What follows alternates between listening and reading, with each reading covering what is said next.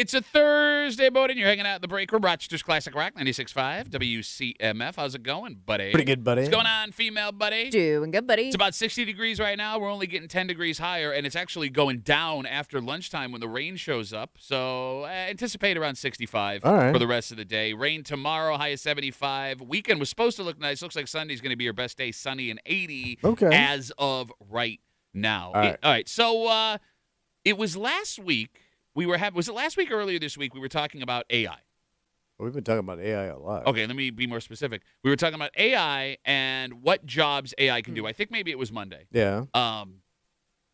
The discussion was, if you think that your job can't be done by AI, you're wrong. Oh. And that everybody listening's job is at risk. Every job in America is at risk of being taken. Now, what you doing?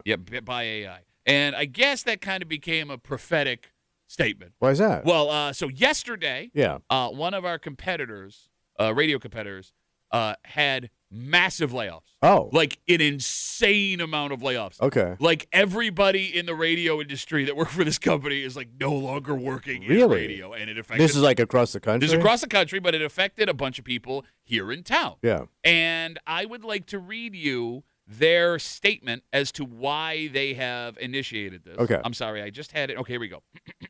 All right. Nope, I lost it again. So basically they were saying they're laying these people off to implement new technology. That here it is. Ready? Yeah. Intends to scale new tech capabilities over the last several years, which essentially says to me it's about to be AI radio time. Get your ass out. So, like, you done. It won't be that long until you turn on a radio station or a local television station, and instead of seeing a human being you're familiar with, it will be a computer pretending to be a human being. And frankly, the way that this technology is moving, you probably won't even notice soon. It'll be that the transition will be seamless.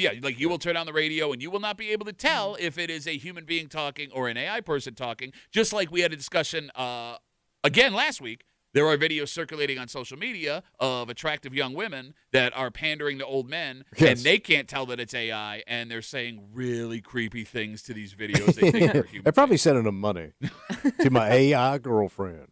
But what makes this really complicated, at least for us, and the reason I bring this up is it is extremely... Hold on, I'm going to ask to leave. Well, that happened years ago. I can't believe they're still paying you. They just didn't turn it off. Well, I just checked my emails finally. What might be the most relatable thing in the history of Rochester, New York, is how to deal with a whole bunch of people getting laid off. Yeah. I mean, this is the town that knows how to deal. Right? I mean, between Kodak, Xerox, Bausch & Lomb, Champion, auto parts factories that were here forever and ever and ever. There are two things that are happening. What's that? In our world right now. One, the potential fear of what the only thing you've only known how to do your whole life disappearing, right? Because that's you and I. I mean, at least Kimmy has a college degree. Right. I went to West Virginia. Sure. Well, I mean, you have the piece of paper. Yeah, you know how to whittle. I do. I just... you know how to whittle. I don't even know what I would do with this. Come on out to Bill Gracie, Whittling Kim. I've been doing this for the last... She also yodels. Yodeling, whittling Kim. I wish I could yodel. Looks like fun. Give it a shot. Go. We might get fired. Give it a shot. Oh, my God. What the hell was that? You asked me to try yodel. Is it a hillbilly ghost? I said I said I couldn't yodel. I forgot what I was going to say. No. You had why AI is better than me. I had said you have a college degree. Oh, yeah. But I don't even know. It feels, to me personally, like a bachelor's degree is basically like a high school degree at this point. I don't know how far that gets you depending on what you want to do. Okay, fair enough. But here's the thing, eventually everybody lands on their feet. So the fear of us, being fired, fine. Like you're at an age where you can just, glom off your wife for the rest of your life. Already started. Got a jump start on that baby about 10 years ago. The bigger problem, when there is a huge amount of layoffs in an industry you work in a town that you live in, is what you say when you see the people that lost their jobs. Oh, yeah. When you bump into them. Exactly. And you will bump into them. You're going to see them. And like with us personally, it's not just the folks that work here in town. There's other folks that work across the country that we have come across at certain times in our career, because radio, with the exception of the three of us for some reason, is a very nomadic lifestyle, right? You get fired, you move on, you get a promotion, you move to another city, all these things. So, like, how, when you still have the awesome job that they had and would love to have now, do you deal with the fact that they don't have that job anymore? So when you see them face to face, and the fact that there probably isn't a job like that for them to go to anymore. For sure, right? Yeah. Like how do you have that conversation? Well, you got to be careful because you can't look like you can't pity them. They probably don't want that. Sure. But you can't like glow because then you look can't. like an a-hole. Yeah, exactly. So what do you do? Avoid them. Well, no, you're gonna see them. You can't avoid them forever. Like there are a couple of people here in town that got blown out yesterday. In fact, I was telling you guys, one of the guys that got fired yesterday, really nice guy. Yeah. I like the guy. I've known him for years and years. I saw him on Saturday night, he and his family at the Red Wings game. And I'm going to see he and his family at the Red Wings game again coming up. And, like, what do I say to that guy's face? Well, maybe you just don't even bring that up. How do you not bring it up? Well, Because then you look. I feel like you kind of have to, because if it's a pretty well-known thing at that point, you don't want to look like you're ignoring it. All right, so the only direction you could take it, because if you look pity, he don't want that. Nope. You can't gloat, so you got to like trash the company. Okay. Man, they effed up getting rid of you, bro. Well, good luck now. Yeah, but here's the You were problem. one of the good. Yeah, they don't know what they had in you. Here's the problem with that. If they were the only one to get fired, like let's say they just got fired. They right? should have held on to you, bro. Okay, no, like they fired everybody, so you can't even be like they made a mistake because they blew everybody out. It's not like they chose them personally; they took everybody. Okay, then it ain't you. Then it ain't you. Okay. I mean, look, man, they suck, man. I mean, it's not on you. I hear you. You're a good guy. Yeah, you're a good guy. I'm gonna go back to my radio job now. See you later. Hey, are they hiring over there? That's the other problem. Can you put in a word for me? That's the other problem. Is like when you work in an industry that a whole bunch of people got blown out in, you're going to start getting those phone calls and texts. Yeah. And if you're not in a position, which we are not. But if we're in the same position. That's what I'm saying. But they don't want to hear. There's an axe over here too, baby. But they don't want to hear that. They don't want to hear that. They go, what do you mean you're not going to try now? You can't just go talk to somebody. Go talk to somebody, but come on, just go talk. Go talk to them. All right, Weez. I'll try. I don't know, man. I mean, we are in your old studio. 252 WCMF, 252-9263. One of our competitors, radio competitors, had an unbelievably massive amount of layoffs nationwide yesterday. Like we have websites. There are websites in the industry that will track these things, right? And one of the websites was essentially put up, there have been so many firings, we can't keep up with them. Oh. We'll see you tomorrow. Okay. But a couple of people here in town were fired. And again, like Rochester is a community of a whole bunch of people getting fired at the same time, and other folks get to keep their jobs, and now it is extremely uncomfortable when you run into those people. For sure. And what are you supposed to do? I mean, Kimmy, like, do you offer, like, what do you say? Do you offer condolence? I don't know, because I think if you still work in that industry that has had those layoffs, you may also have the mentality of, well, how much longer do I have? So maybe that's kind of how you play it. Like, yeah, it's only a matter of time. Or like, you know what I mean? Like you kind of downplay it in terms of like, hey, I'm lucky I'm still here, but who knows what the future looks like? You know, like, because you could still be worried about it, the same thing happening to you. No, look, and I think that all of us are aware enough of that's the case. Like, we had said on the air the other day when we were having the AI conversation. Yeah. I talked to my wife couple weeks ago when this came up, and I think that maybe we got a good 10 years left before everything changes in this industry, and I'm going to amend that after yesterday. But Kimmy, there are lots of people who don't have that self-awareness where they look at layoffs like this and they go, yeah, a couple of good people. They like me. Exactly. Like, well, how could they run this place without me being here?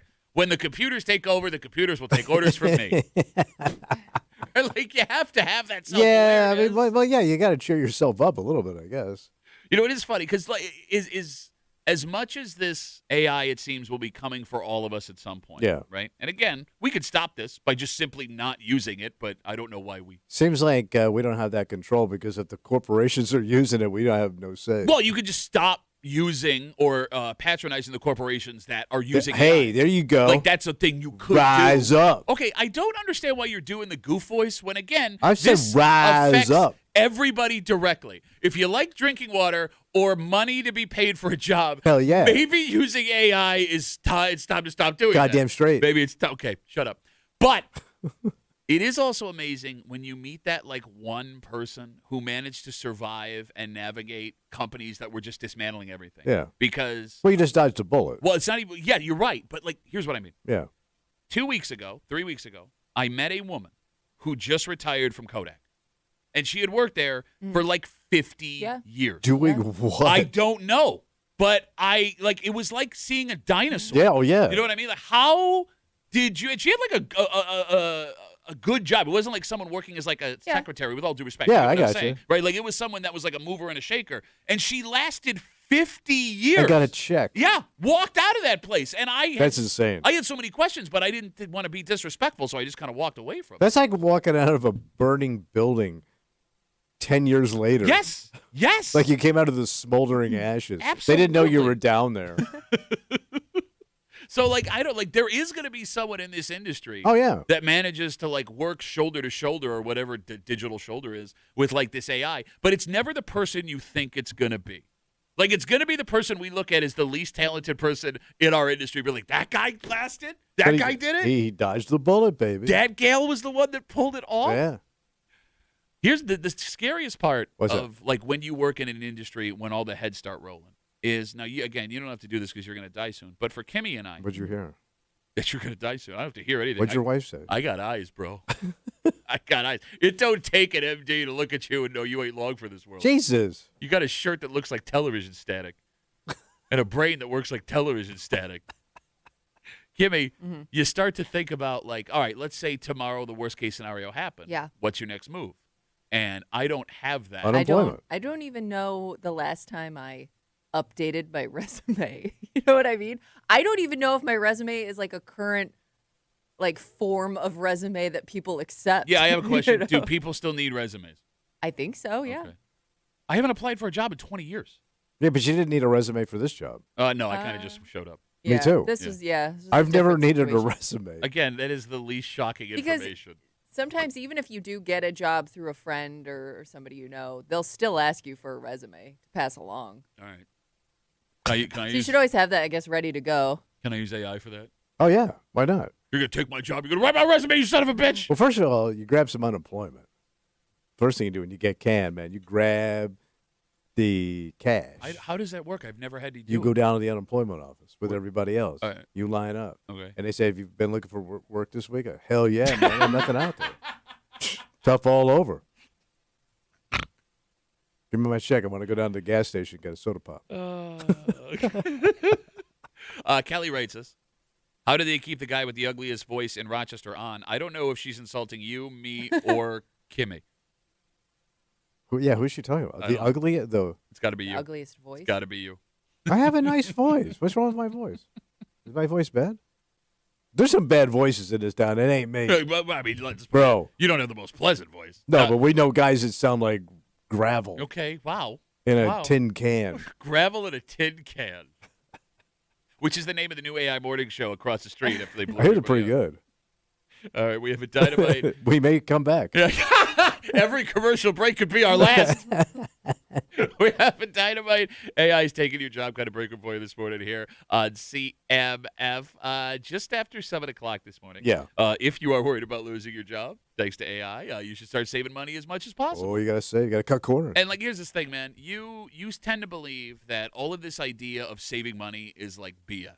Yeah. That eventually, no matter where you shop, you're gonna be paying the same amount for Yeah. absolutely everything. And you're wrong. We have the numbers that back it up. Because in front of us, we have the least expensive grocery stores in New York State. They did a study. They used Walmart as the baseline. Okay. And they have determined with the Walmart baseline where you are saving money and where you are spending more money than you have to at grocery stores. So same item, different places? You got it. Okay. And we are going to tell you, on the whole, where you are saving up to 20%. Wow. That's a lot, Pat. Compared to another grocery store where you are spending 40% more. You a sucker. I don't know. Again, We gotta rise up. You're going to get fired. It's just a matter of time.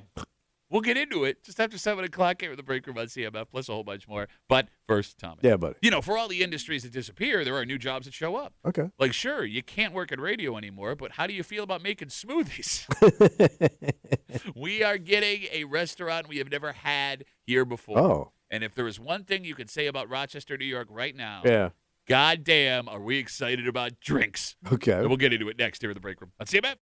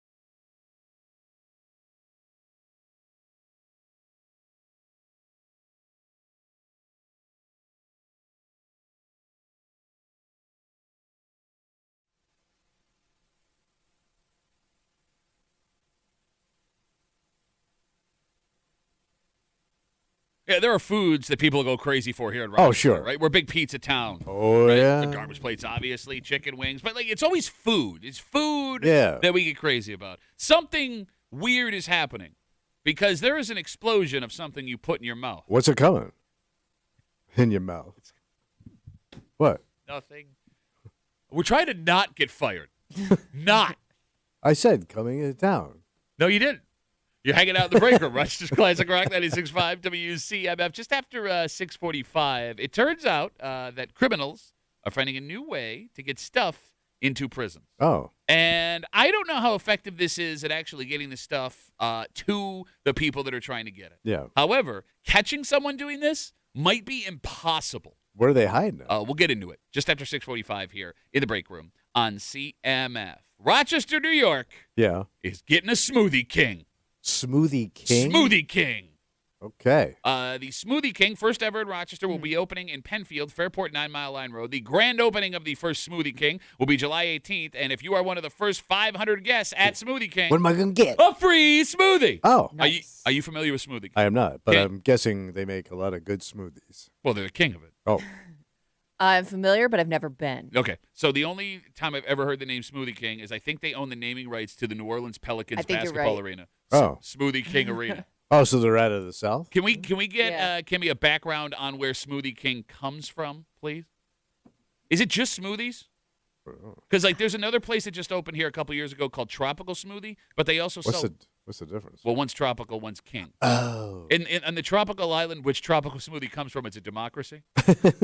No, tropical smoothie sells sandwiches and wraps along with smoothies, so it's more okay. like a quick service restaurant, right? I don't know if Smoothie King is it's just like you walk in, it's a stand, you get smoothies. So it was bought by a South Korean franchise in 2012, but it says its headquarters are in Texas. All right, Smoothie Tempura. Okay. Is that Korean? Probably. Okay. Rochester is on fire for beverages right now. Well, what we got? All right, well, we got Smoothie King coming. Right. We talked about how the kids are going crazy for the 7 Brew. Oh, yeah. You got mom and pop dirty soda places opening up across Monroe County. Then you can mix in those dry bars that are serving cocktails with no alcohol, right? It's like mixed juices. So are those things still popping? Oh, they're One right around the corner from where I live, and it's been there for a couple years like now. the No Fun Bar. there are more. Oh, no, the No Fun Bar is the one you walk into. These dry bars, there's more of them opening every month. All right. Like they've become like a massive trend. Where were you for the beverage boom of 2026? I didn't know there was one.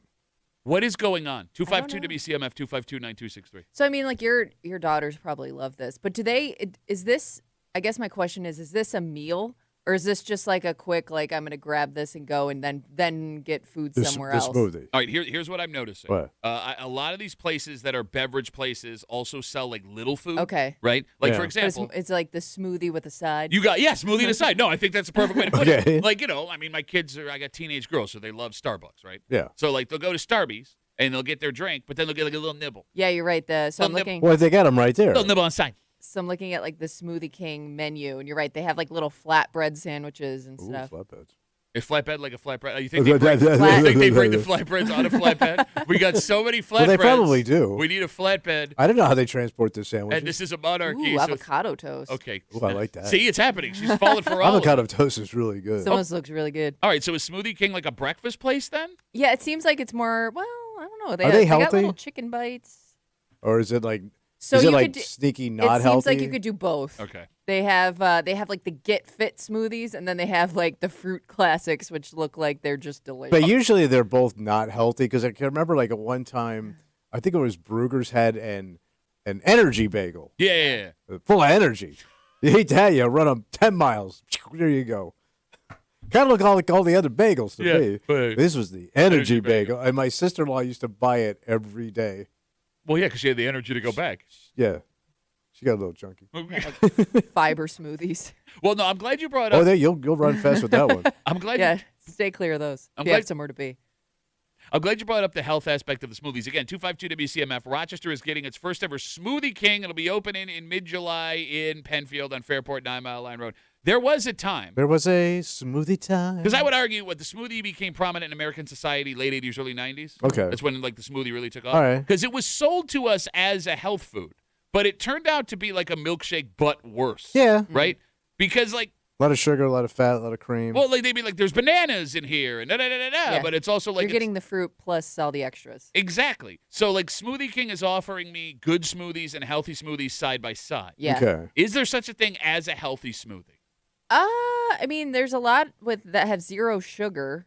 Yeah, but what's the calorie? It's like this one's like 190. It's a sugar that'll 190, like 2 something. Okay, we can handle that. Yeah, but that's Those probably are, like I said, small. I'm looking at the more like the healthier smoothies. Okay, you're already ruining 45 grams of protein. You're trying to energy bagel. You're trying to ruin Smoothie King, and Smoothie King hasn't even opened yet. Like, let people enjoy their. I'm not trying to ruin it, No, but you're like, sitting there like, oh, wait, it's probably small.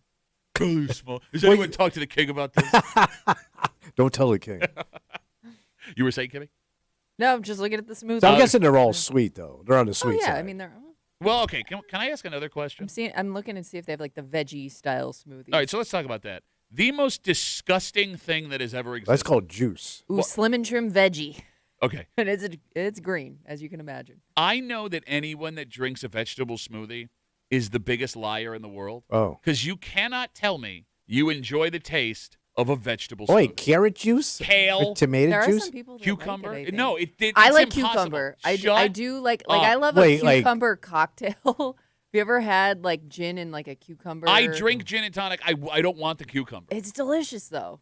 That is the one thing I think is kind of refreshing. Because it's kind of going down the line of a Bloody Mary then. Yeah. And I never got the Bloody Mary. Those are disgusting. Yeah. Ugh. Dude, the worst thing I've ever tasted, man, Clamato. Ah, you're right. yeah. You're right. And that's a thing. Like, that's a People thing like it, I somebody know. invented. Yeah. Hey, you know what this drink needs? Ugh. Seafood. Because like tomato juice, period, is awful. It's not good. Because No. it's basically cold soup. Yeah. Yes, it's gazpacho, but Yeah. without like the good parts But of that's it. the chunky part. Exactly. So it's like, hey, this is gross. It's almost like someone's like, hey, let's try and invent the grossest thing we could sell. And the only time I ever see anybody consume it is on morning flights. Because, morning flights, they'll offer you juice, tomato juice, and every once in a while I see Straight up somebody tomato get juice. a tomato juice, and it always comes that little can. Ugh. Yeah, I want to like Bloody Marys. They look delicious, especially when they start adding all that Well, it's all extra the good stuff to them. And then I sip it. I'm like, nope, still not for me. Yeah. No, okay, my And father. that's a morning drink. My father-in-law is off the island Jamaican, so like Yeah. everything is vegetables to him, right? And Yeah. like he'll come and he'll make all kinds of weird stuff at the house, and like he tries to sell us on like cucumber water, and like I don't know how you managed to make water bad, Yeah. but you did it. Putting cucumber in I there. like cucumber water. No, my wife will also put random plants in delicious. water. Like she'll Yeah. make like mint water, Ooh, or yum. like she'll only drink like water with lemon. And when we go out to Yeah. like restaurants and stuff like that, it's like this just sucks. This sucks. You can't just put something in water and make it. Yeah. Doesn't make it good. I just like water. Thank you. Just give me the water. We got Instagram messages coming in. Duffy on WCMF, easiest way to get us. So we're talking about the first ever Smoothie King opening up in Rochester. It is a Southern smoothie franchise, but we're talking about with the Smoothie King showing up, kids going crazy for the 7 Brew, mom and pop dirty soda places showing up everywhere. Then you got the dry bars serving mixed juice, non-alcoholic cocktails. We are currently in the beverage boom of 2026. We're trying to figure out why. Adam's got a theory. What's he saying? Duffy on WCMF, easiest way to get us on Instagram. He says, weeds become legal. Everyone has cotton mouth. You need the beverages for the high. Oh, okay. Yeah. All right. Dylan asks, is this the first new franchise in this area opening their first location other than somewhere on Jefferson Ave or in Greece? That's That is a good interesting. question. It is an interesting spot to kick it off. Is Smoothie King a high-end franchise?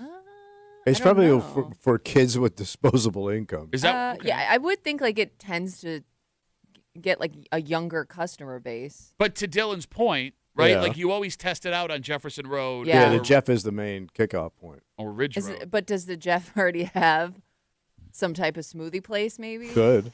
I mean, you got Got everything else. you Yeah. got like Sonic and Dairy Queen. Do they sell smoothies? I Probably. think so. I don't know. You got Not there's like quite. Well, doesn't even Starbucks sell smoothies? okay. Now you're gonna. I knew you were gonna do. They this. do. I know. No, but he's No, good. because they But have it's not like blender a- drinks. No, here's where Yeah. it starts, though. Here's where it Right. starts. Doesn't Starbucks sell smoothie? Turns out all the stuff the kids buy at Starbucks, they think they're buying a coffee, but they're buying a smoothie. And then it's like a Hey, milkshake. it is clogging up the lane. Yeah, man. you shut up. Everything, every conversation about beverages ends with you bitching that the kids in the summertime are standing in line too Can long. I just get in line and get my Italian coffee and leave? By the way, how long does it take to make your Italian coffee? I don't know. That's what they're designed to do. It's like somebody's trying to send a fax back there. How do you think the dicks that just want black coffee feel standing behind you? I don't know anybody that drinks black coffee anymore except for Kimmy. You drink black coffee? I do. Sometimes I put She a little drinks like a oat trucker. milk in there. But I don't like too Like much. an old school trucker from the 60s. Long way to go. Short time to get there. All right. With this beverage boom, again, all of these different places that are selling all of these drinks, this sucks the hardest for parents. Because in a car of 5 people. Oh, it's going to break you. Well, it's not just the money. You're right. Because these drinks are way more expensive than you think. So it says it ranges from like $7 to $12. $7 on the depending bottom on the end? size. Yeah. $7 on the bottom? $12 drink. No, we're getting a small. But even the $7. We're getting cocktails. Let's just go to the bar and have a drink. Past the price, which now I don't like this at all. Yeah. Past that. If you're in a car with 5 people, there's going to be 3 different places those 5 people want to go. No, we go to one joint. No, I know we're going to one joint, but I'm going to have to deal with the argument and one kid being like, I'm fine, I'll get something from here, but I'll drink it with attitude. Does he have Parkinson's? Yeah, I got Michael J. Fox in the back of my car trying to go to 7. Well, don't let him open the damn thing. I guess maybe like this goes in waves.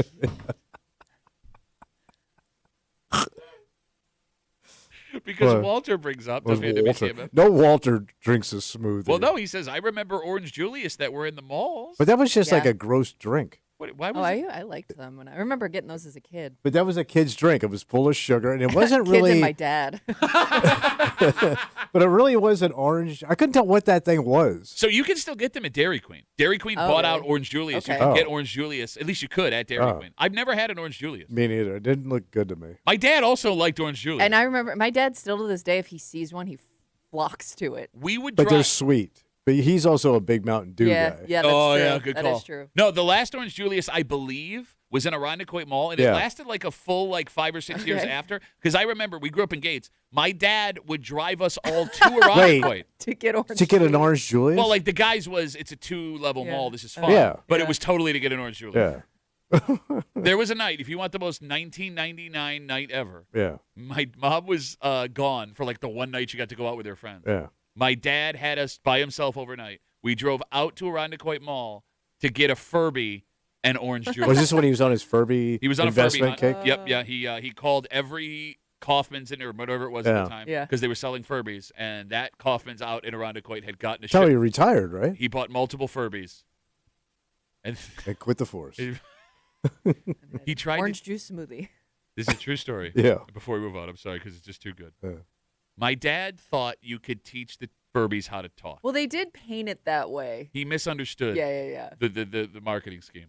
Yeah. So there was a point in my life when I was like 11, 12 years old where my dad, I would be watching my 40-something-year-old, 30-something-year-old police officer father sitting on the couch holding the tongue of a Furby, talking to it, trying to get it to say words back to him. Is it what would come out of the Furby? It would just Different words. It that had the Furby said. It had pre-programmed phrases Oh. it said. Yeah. But my dad thought So that I can recorded his voice and shut it back. No. My dad thought like the Furby had the ability to Like a learn parrot. language. It was Yes. like a magic Yes. Furby. He was talking, and then it would say something that sounded like Lance, which is his name. He'd be like, see, did it.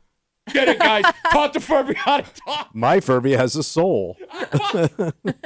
Soul Furby. I spent hours of my childhood watching my dad teach a toy how to talk while drinking Orange Julius. Let's take a break. I mean, this is a genius move. Oh. I don't know how you pull it off, but I guess it's also naive to think if the ones we're hearing about are the only ones that are happening. Yeah. What is the most genius move about this, right? It is super illegal. And if you are caught doing this, you're facing jail time yourself. Oh. But I don't know how you could catch someone doing this. Because we'll tell you what has shown up at 2 prisons here in New York State. Prisons? And we'll get into it next here in the break room on CMF.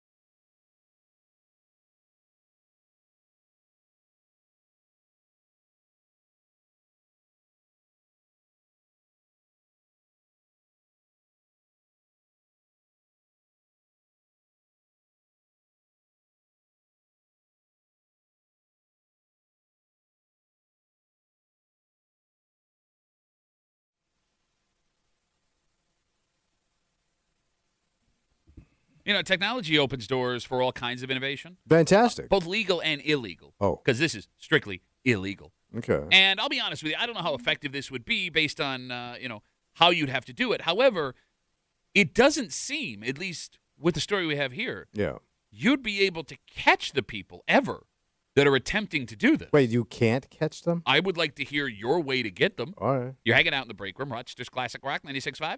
WCMF, just after 7 o'clock this morning, there is someone in this room that believes no matter what grocery store you shop at, that in the end, over time, you're not really saving money. Yeah. Right? Whether you are shopping at a discount place, or a place that you used to go normally, it's all going to come out in the wash. Yeah. And it turns out the numbers we have in front of us that's not the case.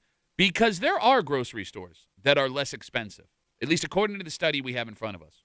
And there is one specifically that people who shop there are spending almost double compared to what they should be, or at least what the average is. Okay, for God's sakes. Oh, for God's sakes.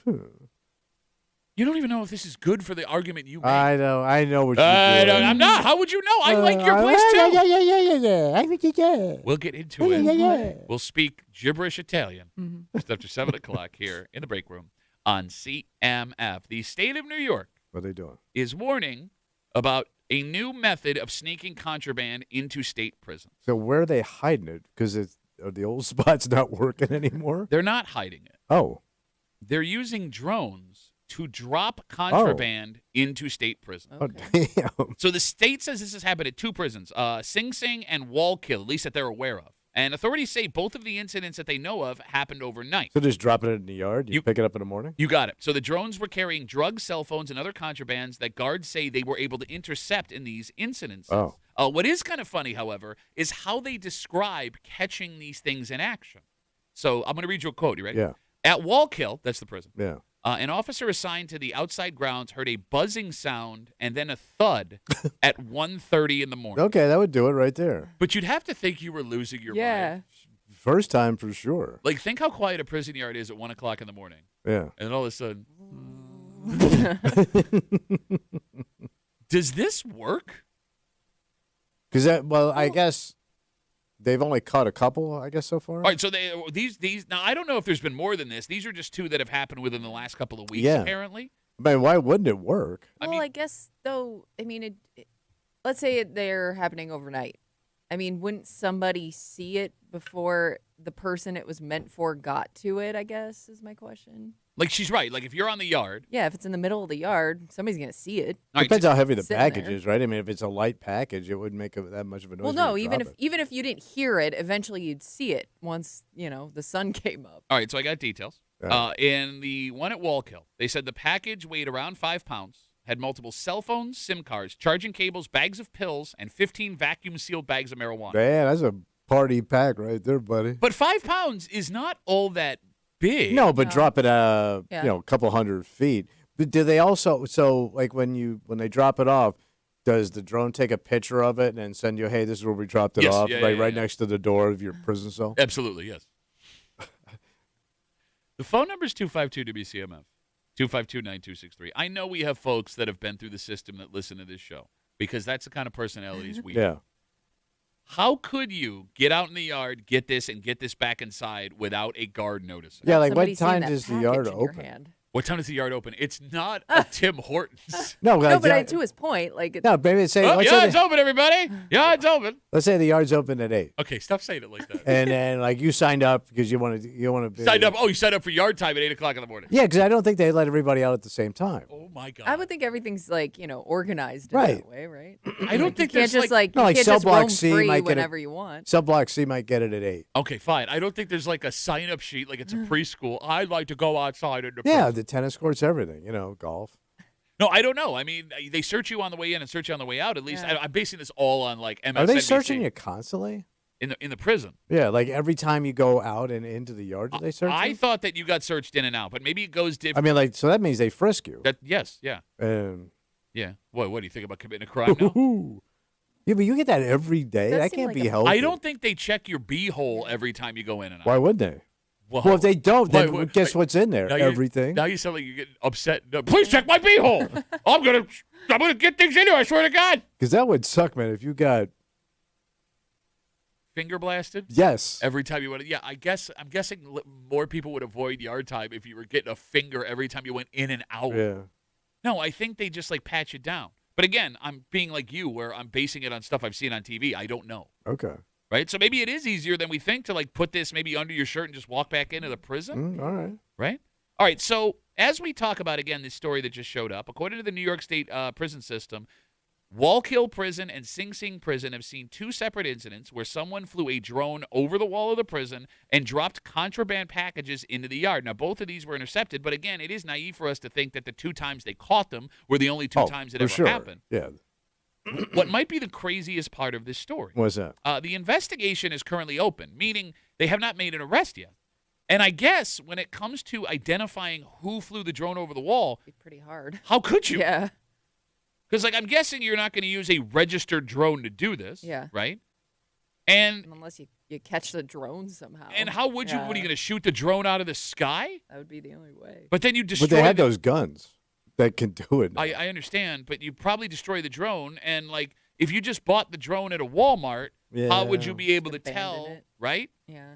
Like, the best you could hope for as guards trying to catch who did this is that the person controlling the drone is close enough to the prison where they'd have been caught on camera. So how close do you have to be, I wonder? All right, where are you dromies at? 252 WCMF. Drone-ass nerds. I don't think you have to be that close to it. Okay. How do we know so little about everything? Well, because we're not dronies. Or prisoners. Well, because, like, I know when they search, I mean, these are probably more expensive drones, but when they search for, like, missing people, like, they send that thing out, like, miles into the woods to try to find people. Okay, but I always assumed they were like person's there walking. Those are along like with professional drones, not like something you got, at a hobby shop. Oh, yeah, please tell me more about what you know about drones. Well, you think you can get a really good drone at the hobby shop like the military has? Well, like, I'm guessing this has to be a pretty decent drone if it's carrying around a 5-pound package. All right. Right? You know what I feel bad for? Who's that? Girlfriends.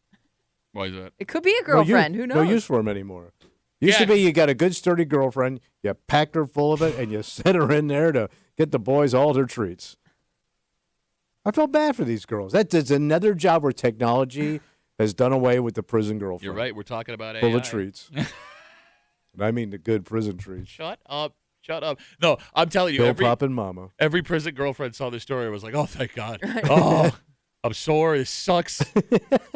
Would you try something like this for a friend or a family member? No. You go to prison myself? Okay, look.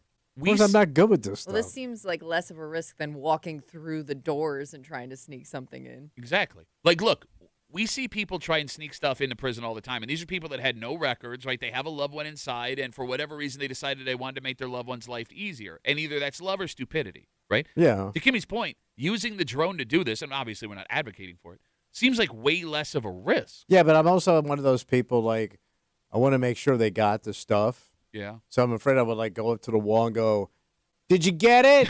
Chuck, did you get the package? Don't do that. You can avoid doing that. No, like, I mean, again, how would they catch you? Okay. I guess if you're not too close to the prison, then I guess they wouldn't. Unless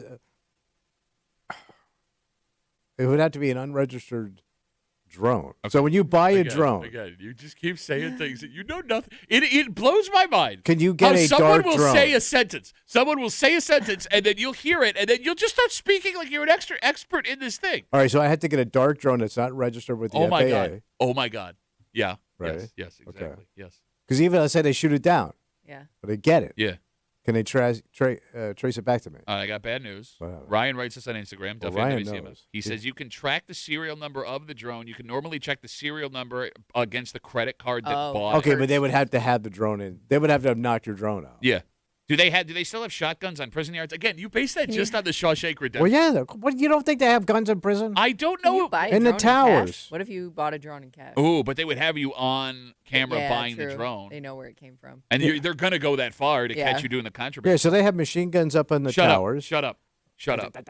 No, like, in all seriousness, do they still have shotgun, like, ready to go on guard towers in prison? Yeah, that guy's got those mirrored sunglasses, the big old hat. He has that on at night. What we have here is a failure to communicate. So we have Southern prison guards in Sing Sing and Wallkill constantly holding shotguns, wearing sunglasses at 1 o'clock in the morning. You're going to have to spend 3 days in the box. Okay. So. Stop. What would be the need of a shotgun operator on a yard in the middle of the night? Well, that's when they're going to sneak out. You're not going to shoot at a running prisoner. Why not? Because they're not a threat to you. You have to shoot them to stop them. Again, you're doing this based on 1950s movies. You're right. They probably had the machine gun. Oh, my God. Yeah, How much money would someone have to pay you to do this if they were a stranger?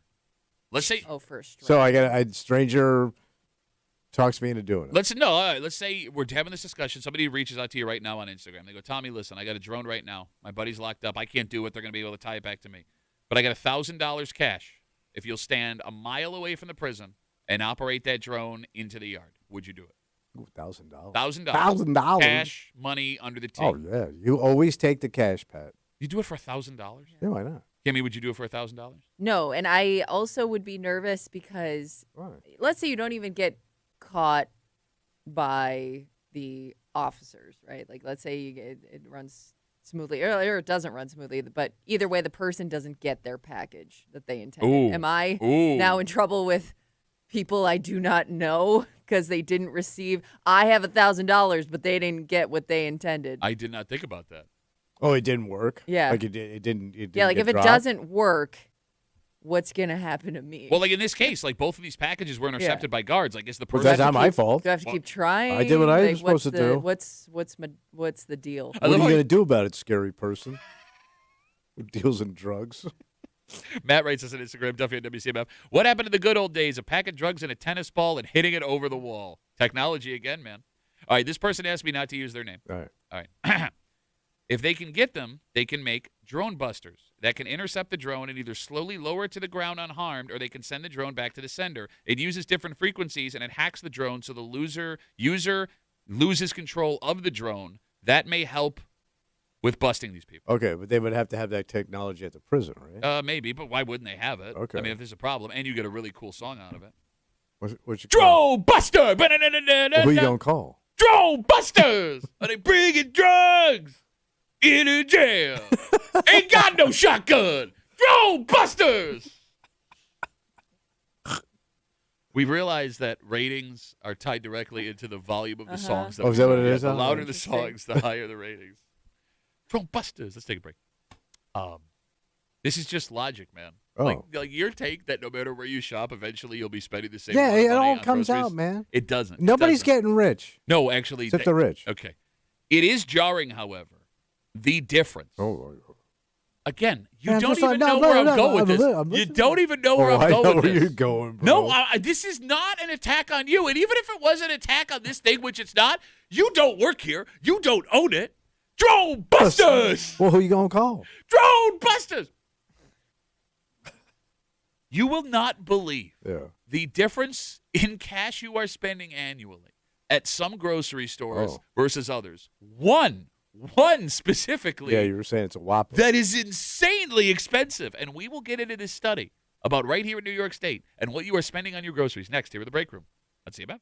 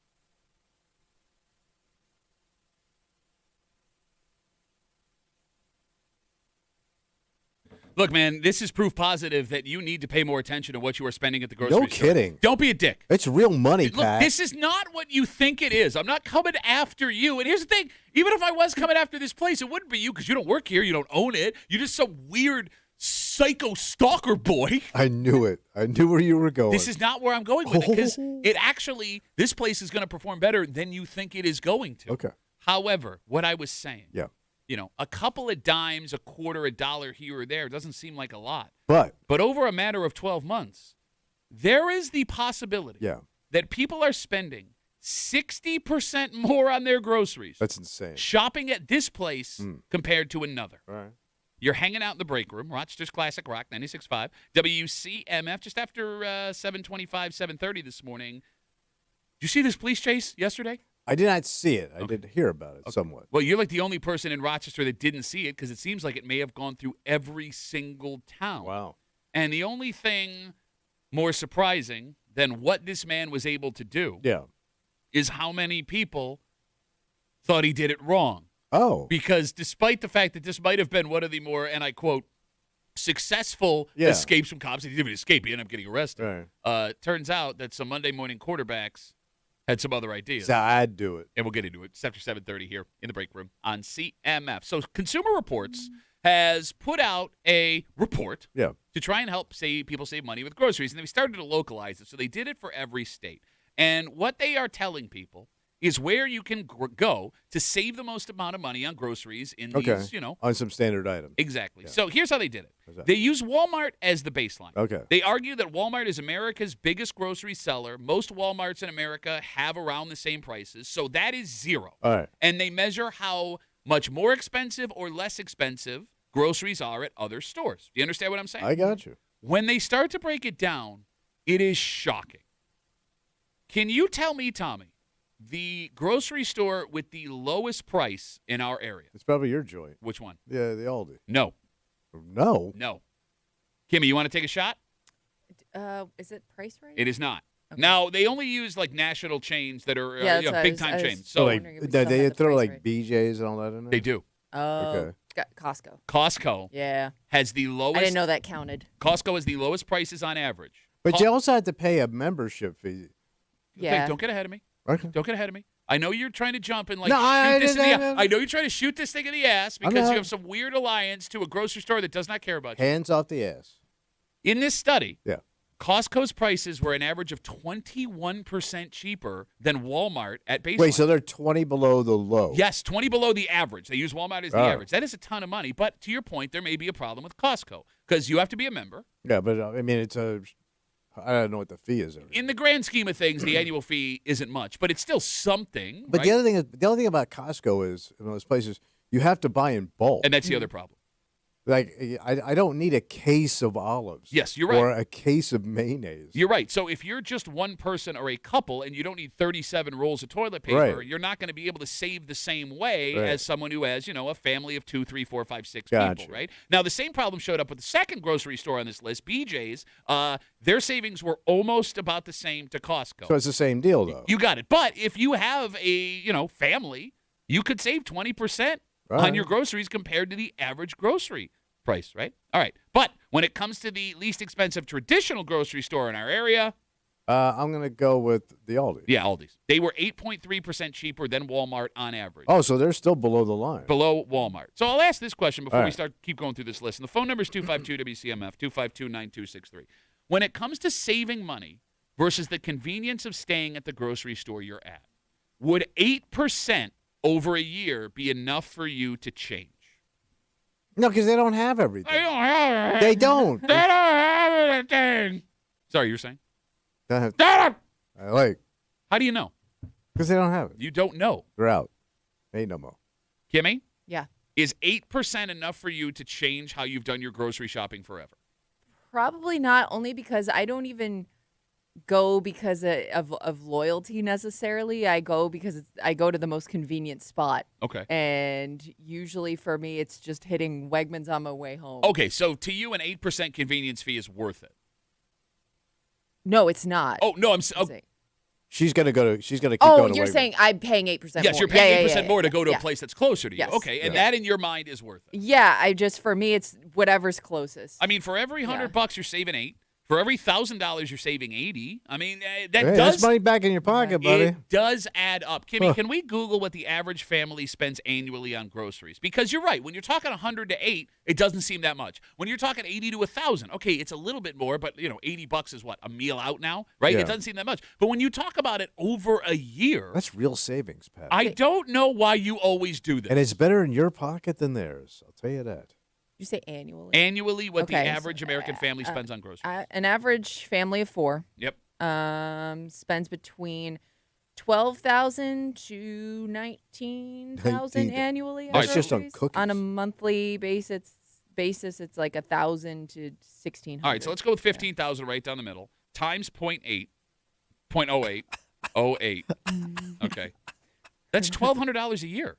That's a lot. That's a significant amount on just 8% that should be saving on groceries. All right, so with Costco, BJ's, and Aldi's being below the line, the grocery stores that we have here, Walmart is the line they use. Now we climb it up. You got it. On the other side of the line, I'm sure you want to know where your Lord and Savior, Danny Wegman, No, because there's other options. No, and we'll get to the other options. If I had to ask you, because it is above Walmart, how much higher percentage-wise the groceries at Wegmans cost over Walmart, you would guess what? Well, not that much. Well, I got to give you a percentage. Give me a number. Give me a number, you bitch. What was the other one? Okay, so Aldi's was 8% lower. Costco was 20% lower. So how much over? Wegmans is over. What's the percentage? 5.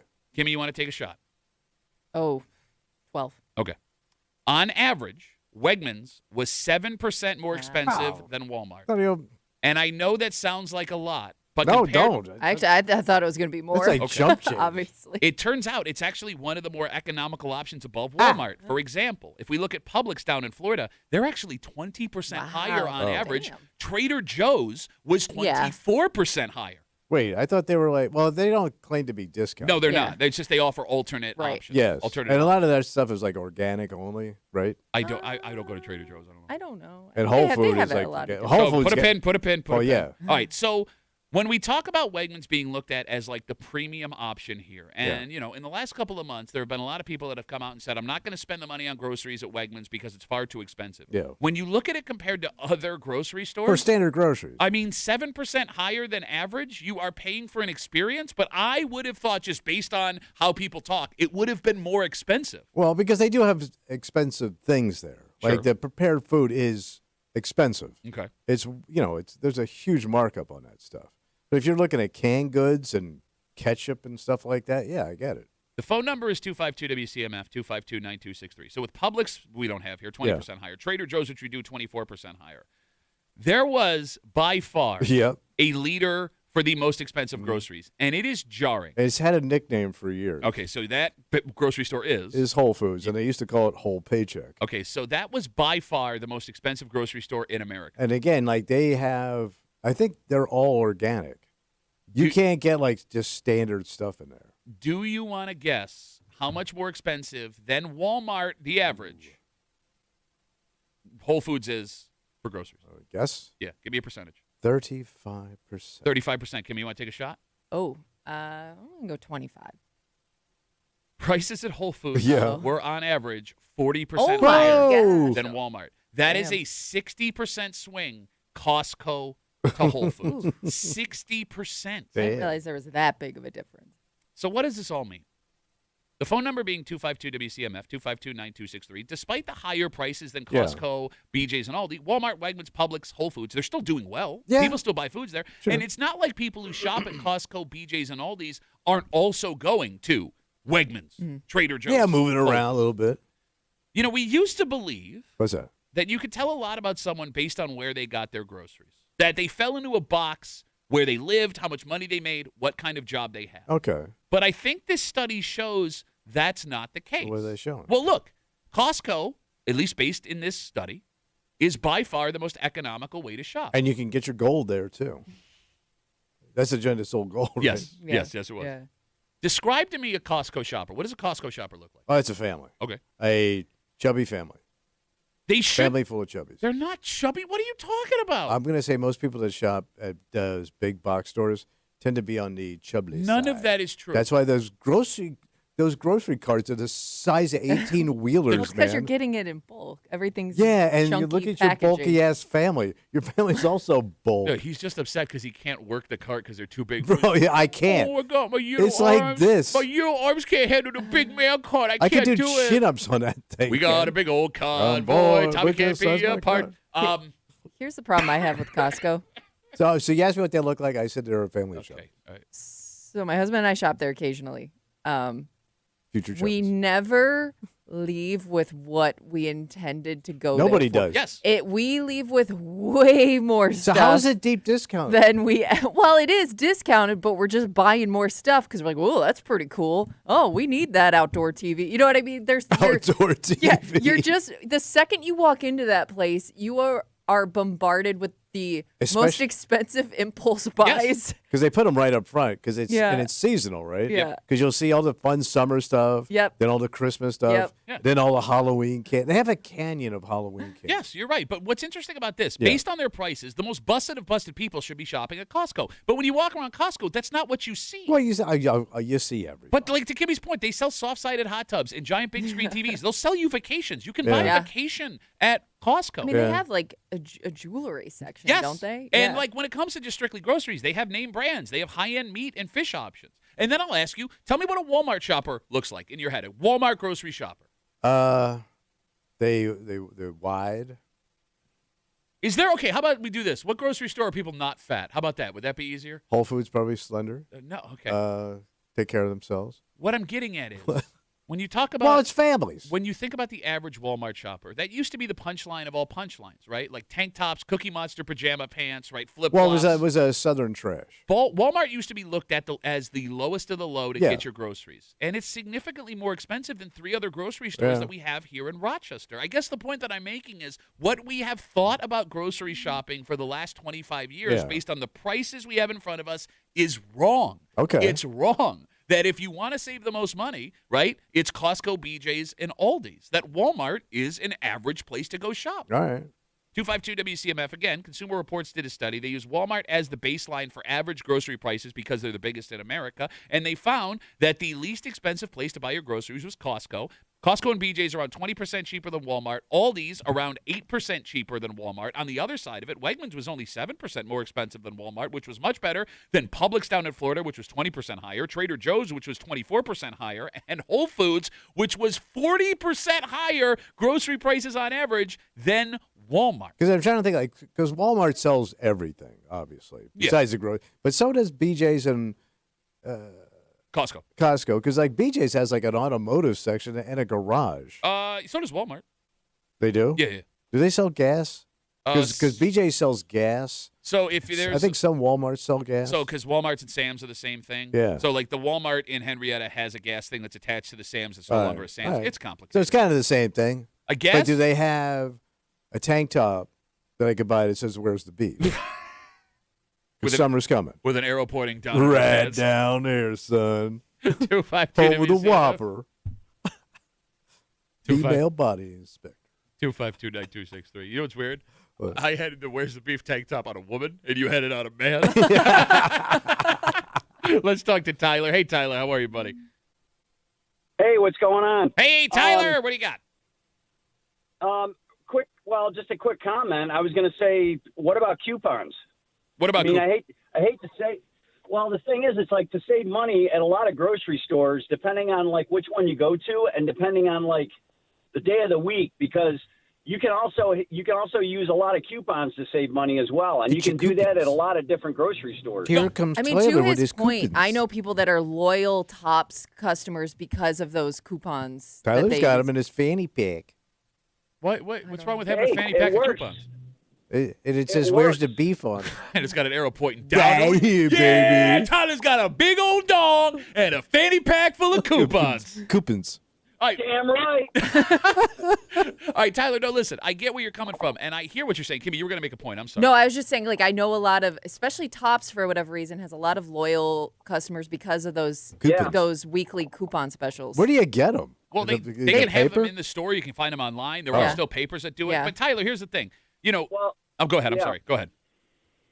No, what I was going to say is, I mean, if you go to like Costco or BJ's have the flyers with the coupons right there when you walk in the door.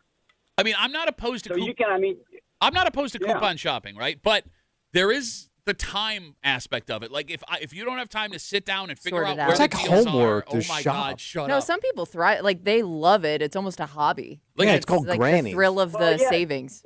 So here's the thing, and this is what I find ironic. People used to use coupons all the time.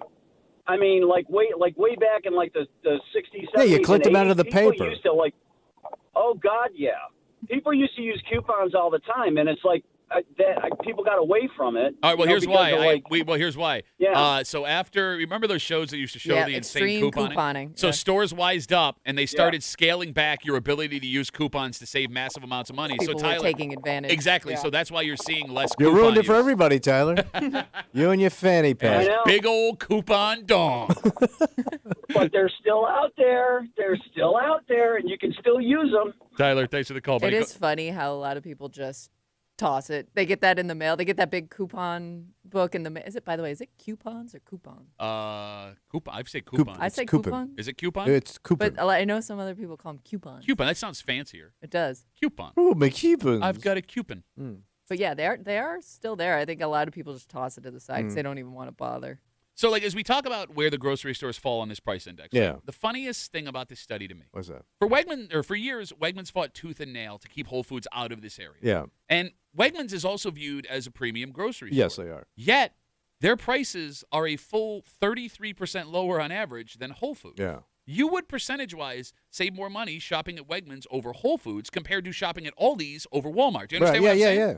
In that way, Wegmans and Whole Foods shouldn't even be competing with each other. They probably aren't, I guess. Like, you save a third of what you were going to spend on your groceries if you were to spend that money at Wegmans compared to Whole Foods. So, like, why was Wegmans even worried about Whole Foods in the first place? I guess because it has, like you said, it's got that fancy image. And especially when you get out of here, they only open up in really affluent neighborhoods. Oh, not like the neighborhood they opened up in Rochester, you idiot. Yeah, they got one by your house. They got one in Gates. Whole I'm saying, Foods? like, well, no, Wegmans. I thought you meant Whole Foods. I'm saying, like, Wegmans only opens up in fancy neighborhoods now when they leave this area. Okay. But here's what I'm saying. If I'm Wegmans and that's why it has that affluent, feel to it. I get it. It's got a wine store. I guess what I'm saying is if I'm Wegmans and you're worried about the competition of Whole Foods, I'm taking this information and I'm sprinting down the road with it every community that I'm competing with a Whole Foods in. Yeah. Look how much cheaper we are. You should tell them. Compared to Jeff Bezos. And that's the other thing.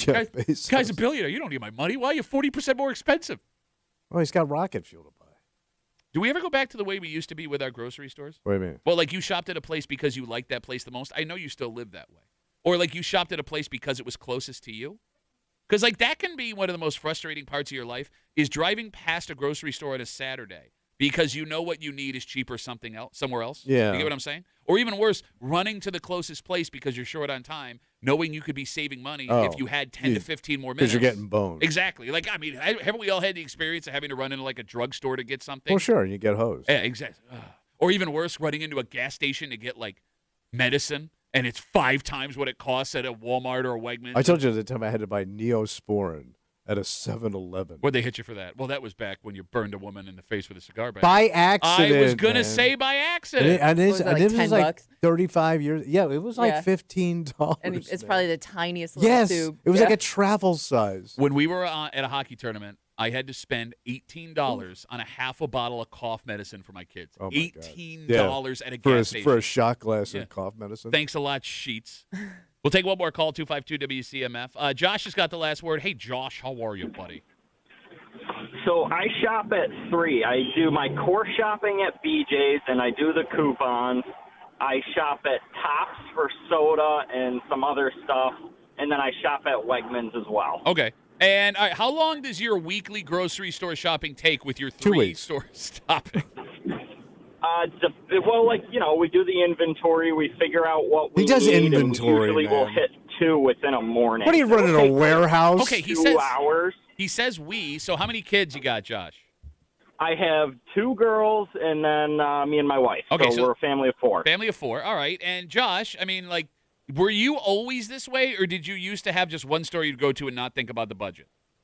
When I was in my single days, I was shopping at Wegmans because it was right down the road, convenient, and tearing it up, man. Too young and dumb to realize there were other options and stuff like that. All right, I mean, look, it comes to a point when, like Josh is saying, you have children to support and bills coming in. You have responsibilities. You've never had this, you bum-ass bitch. You barren-ass, non-coupon dong having bitch.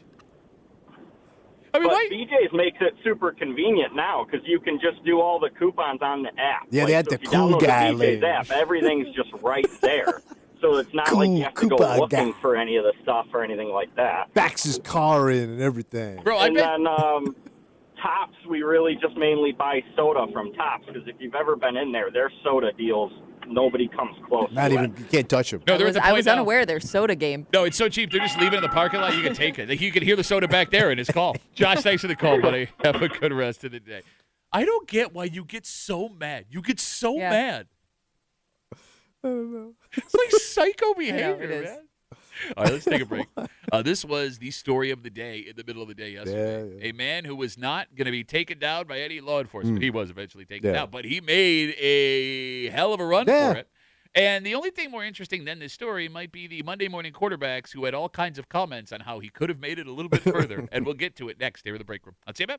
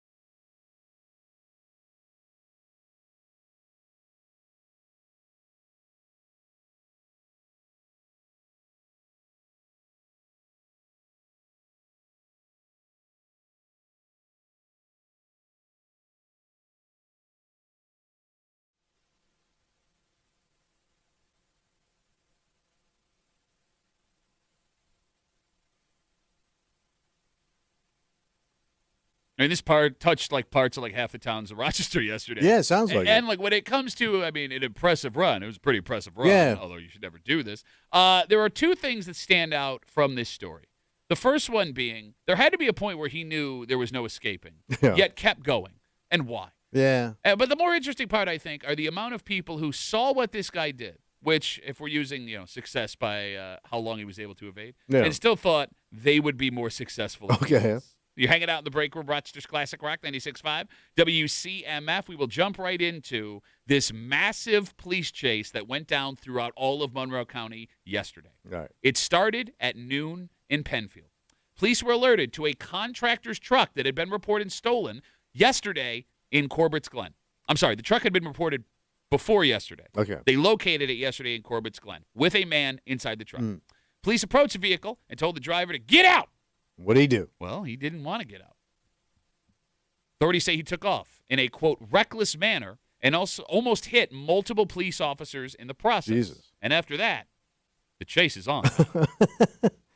The motorist traveled all along the east side. The chase went across the city and then on to the west side. Wow. The chase hitting all the hot spots. It touched parts of Greece on the west side. The police helicopter was deployed. Hundreds of people in Rochester watched this happen right in front of their face in the middle of the day. Just zipping on by. 10 NBC at one point ran outside to get a cell phone video as the chase traveled in front of their studios on East Avenue. Now, let's keep in mind, this is a super dangerous situation. Yeah. Because it's not like the cops know where this guy is going. Right. They can't get ahead of him and shut down the streets. And it's not like the people who are driving around are aware this police chase is happening. You know what I mean? It wasn't like breaking into radio shows. So after he hit the west side, the guy decided to start to double back and go east again. Into the city of Rochester. And at this point, it looked like half of all of the police cars in Monroe County were on his tail. All right, so they're zeroing in. Bro, no exaggeration. There is a photo. It makes it look like the end scene of Blues Brothers. Police were finally able to get spike strips down in front of him and blow out his tires on Lyle Ave in the city. And even after that happened, the man driving the truck still tried to get away. Multiple cops and the canine dog were needed to subdue him when he got out of the vehicle. Right now, we're not sure what kinds of charges he's facing, but I'm guessing they're probably pretty severe. Yeah. All right. The phone number is 252-WCMF, 252-9263. I want to start here. What's that? I think you can argue, if you want to use how long he evaded cops as the measure of success, because you shouldn't do this. Yeah. But this was one of the more successful police chases we've seen. Hang time, yeah. Okay. Yet, the amount of people I saw on social media that that were Monday morning quarterbacking this guy's chase. Like in terms of what he should have done or what they should have done to stop him? What they would have done to continue to avoid the cops. Because it is funny, right? It is funny. Like, oh, great job with the cops. So their getaway hot takes. Here's why this guy was dumb. You should have gone this way, and you would have done this. And if you would have done this with your car. And it made me realize something. What's that? 252-WCMF, 252-9263. What is the secret from running from the cops? Because it feels like every man has a secret. They think if they were in a situation where they were going to run from the cops, they would deploy and they'd never get caught. Right. It's not going to happen. They have the ability to, like, drive at high speed and reverse. Yes, you got it. And then cut the wheel, spin out of that, find that alley to go down where those guys are moving glass. Wait, Bobby Slayton was there? Yeah. Look, I don't know where this has come from and why everyday average people who would never in a million years run from the cops. It's TV. Is that what it is? It's got to be. Where else would you? TV and movies. I love how you say it like this. When you base 90% of all of the things you say on this show on TV and movies. 252-WCMF, 252-9263. How do you run from the cops? And while we are waiting on that.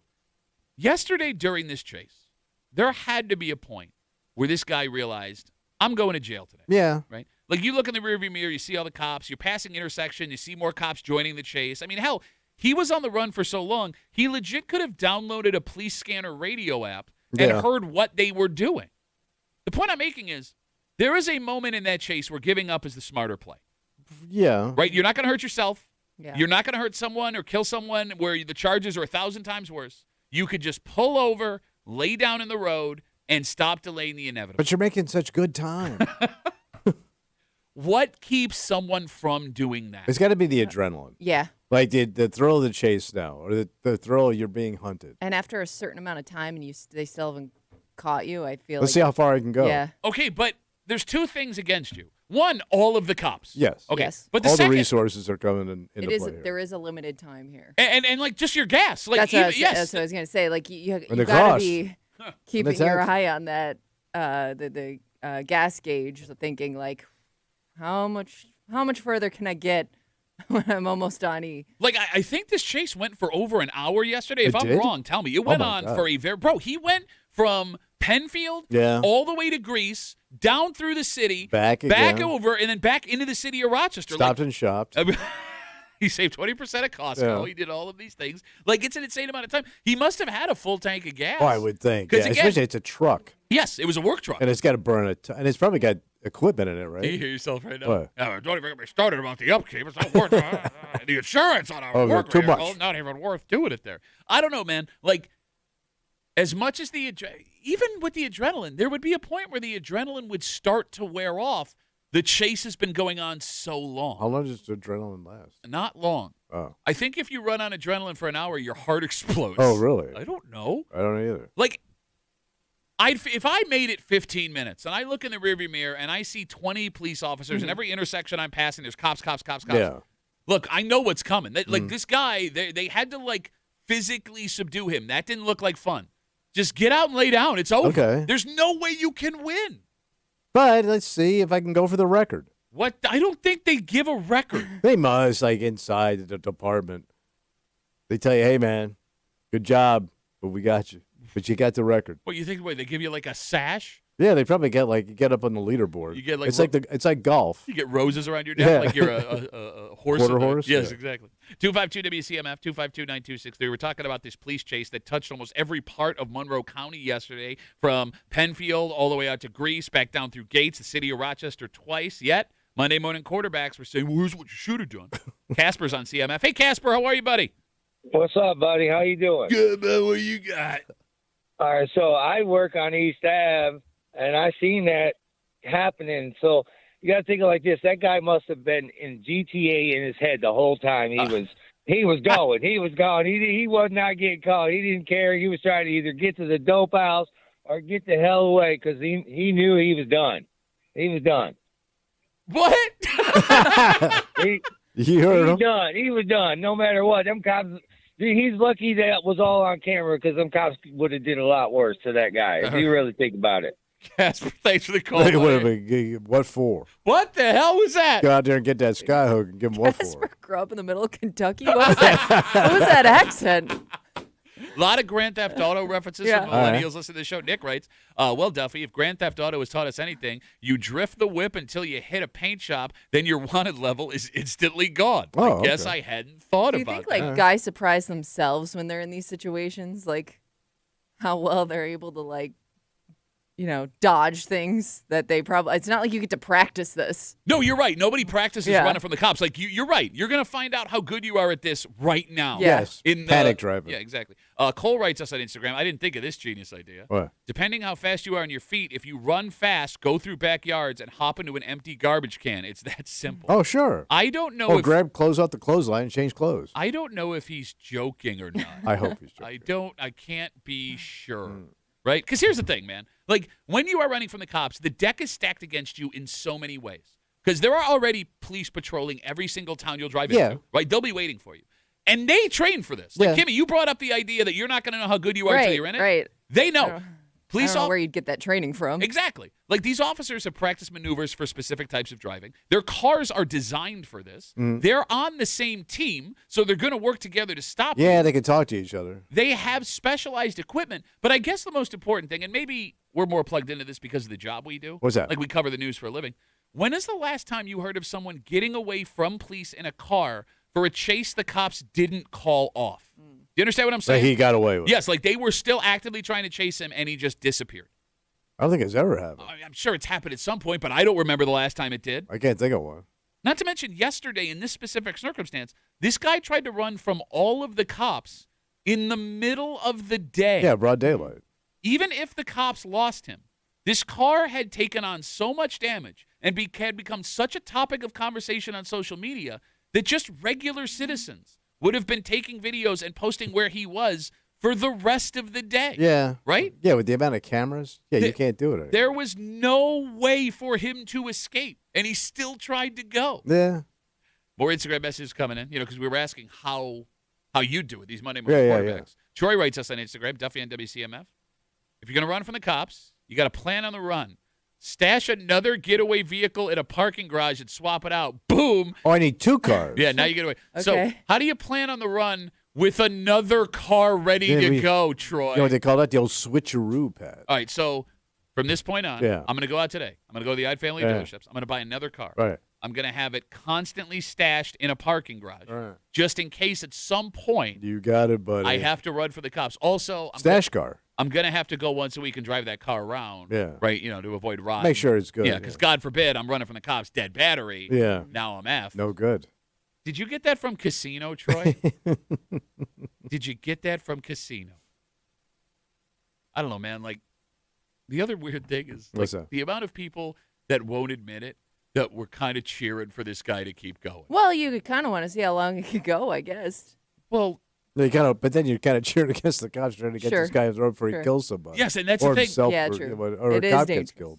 Yes, like that's the longer he's on the road, the more dangerous it gets. Exactly, the higher the odds that somebody gets really hurt or killed. And like you said, it's broad daylight, it's the middle of the day. There's a lot of people walking around. Bingo. And I think the most remarkable part of this story yesterday is that no one was hurt. Yeah, that's amazing. Right? Like even the dude. Yes. I mean, did any cars get damaged? Like, did he bump anybody? You noticed some damaged cars. That car's damaged. Yes, I'm sure there was bumping along the way. Right? But we don't have any reports of him getting in an accident, hitting any pedestrians, anything like that. Like, again, I'm not trying to make this guy a hero because whatever punishment he's facing is going to be severe. And this was a very stupid thing to do. And who knows why he took off in the first place. Maybe there's more we find out in the next couple of days. That being said, right? Like, he might be the most qualified getaway driver in the history of Rochester. I mean, so far, he's looking pretty good. And he did it in a work truck. Yeah. Not the most limber of the trucks. Exactly. I think we'll wrap it up with this. What's that? Royce writes us, Duffy on WCMF. Have you seen the price of gas? I can't even afford to run from the cops. No kidding. I want to be a criminal, but they're priced at the little crook. Yesterday was a weird day for Sabres fans. Sabres? Yes, because what are they doing? Look, should be done. I would argue this guy was the most popular guy on the team. Bless you, Kimmy. And he is no longer a member of the Buffalo Sabres. The AI got him. Well, yeah, the AI got him. Now we got AI top 6 forward. And here's the thing: it's one of those situations, Kimmy, where you can't be mad at the team because it was probably a bad idea. Yeah, no, it would be tough to make this happen. And you shouldn't be mad at the player. Not only because, you got to get the most you can, but this guy was something that nobody else was. Of the bad years. Exactly. Yeah, Kimmy, I'm starting to see people turn, and I don't know if I like it. I'm surprised. We'll get into it next here in the break room. Let's see you back.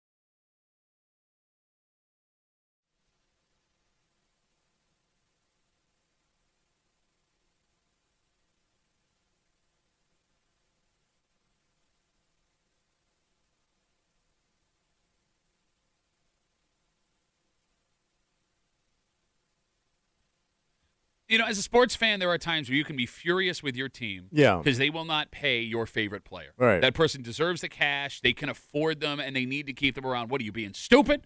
And then there are other times where your favorite player is unreasonable, and they want an insane amount of money that the team simply can't afford, and they go get it from someone else, and you look at that player and go, what, do you not appreciate what we did for you? Are you kidding me? Are you serious? But then, Tommy, there are those rare occasions. What's that? Where a player leaves, a team won't pay, and both of them made the right decision. Oh, okay. And I think that's what we saw yesterday. What happened? You're hanging out in the break room, Rochester's Classic Rock 96.5, WCMF. It's been a great season for the Buffalo Sabres. Oh, yeah. Nice run. Right? I mean, interest in hockey in Western New York all of a sudden is at a peak again from, casual hockey fans. And if you are a diehard hockey fan, you know this is the most ridiculous part of the NHL season. Trades and signings. The draft is Friday night down the street in Buffalo. It's bananas. Wait, so the NHL trade the NHL trade draft. Not that, the NHL draft trade. I don't know. I don't watch You're doing the a trade thing. draft? I'm sorry. So the whole thing's going down in Buffalo? Yes, the draft is in Buffalo this year. Big time. Friday night and Saturday. You're going to get hundreds of thousands of people. Actually, it's a lot of fun. If you've never been, go Saturday. Tickets you can get for like $11, and they have like a whole There's a reason. Anywho. Yeah. Alex Tuck is a Syracuse native. Yep. He grew up a Sabres fan. The Tucker? He has been playing with the Sabres for the last couple of years. He came here as part of the Jack Eichel trade from Vegas. He was a guy that wanted to be here when very few other players did. And at that point, that's all Sabres fans wanted. Yes, somebody wanted to be because nobody wanted to be here. Right. Yes. Right. Like give us a guy that can at least embrace the city of Buffalo, even if we're going to be bad. So what happened? Well, he ended up coming into his own here in Buffalo. He became a legitimate player. So he really carried the team? Well, I wouldn't say carried the team. He's a really good, maybe even great player. He's a fantastic leader. Yeah. And now is the time for him to get paid. He is a free agent. They've been trying to negotiate a deal for like a year and a half. They couldn't get it done. So yesterday, the Buffalo Sabres traded Alex Tuck to the Washington Capitals. Ooh. And his tenure in Tuck Buffalo. out of my building. He signed an 8-year, $10.5 million deal. 10.5 per. So 8 by 10.5. Per year? Yes. Yeah. And they didn't want to pay him that? No. Okay. So he's 30 years old. You shouldn't pay him that. Okay. It's a really weak free agency class this year for hockey. He's the best free agent available. They do these calculations where, like, what he should be worth. All right. And the calculation was 8.5. So the Capitals are paying him $2 million over what he's worth. So they're now. overpaying. Exactly. All right. And by the time he hits 34, he's not going to be what he's he was. Toast. Exactly.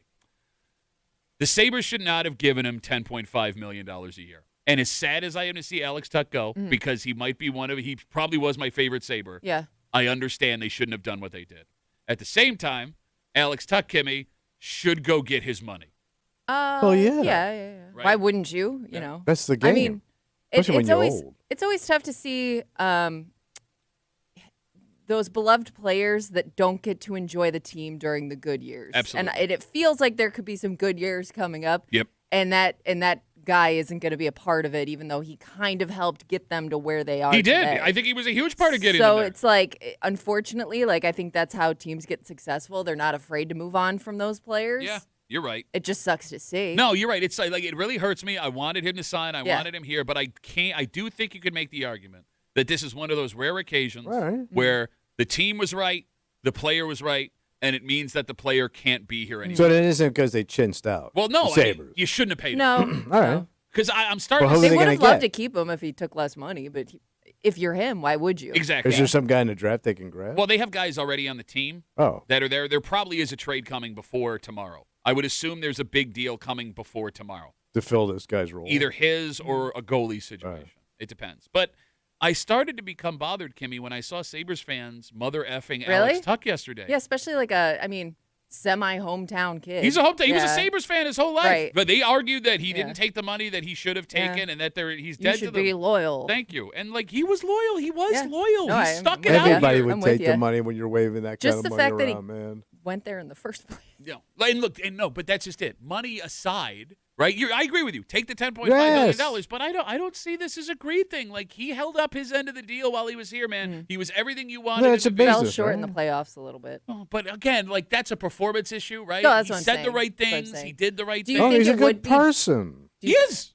Yes. Do you think it would be different had he been bigger difference maker in that stretch. No, they were not going to pay him $10.5 million. Okay, I was just curious. No. If that could have changed the minds of Sabres management. No, this negotiation's been going on for like 18 months, and like no one was budging. Oh. So I don't know, man. Like, I thought when I would get older, like seeing my favorite players leave my favorite teams would get easier. No. But I'm finding even at 40, it's not.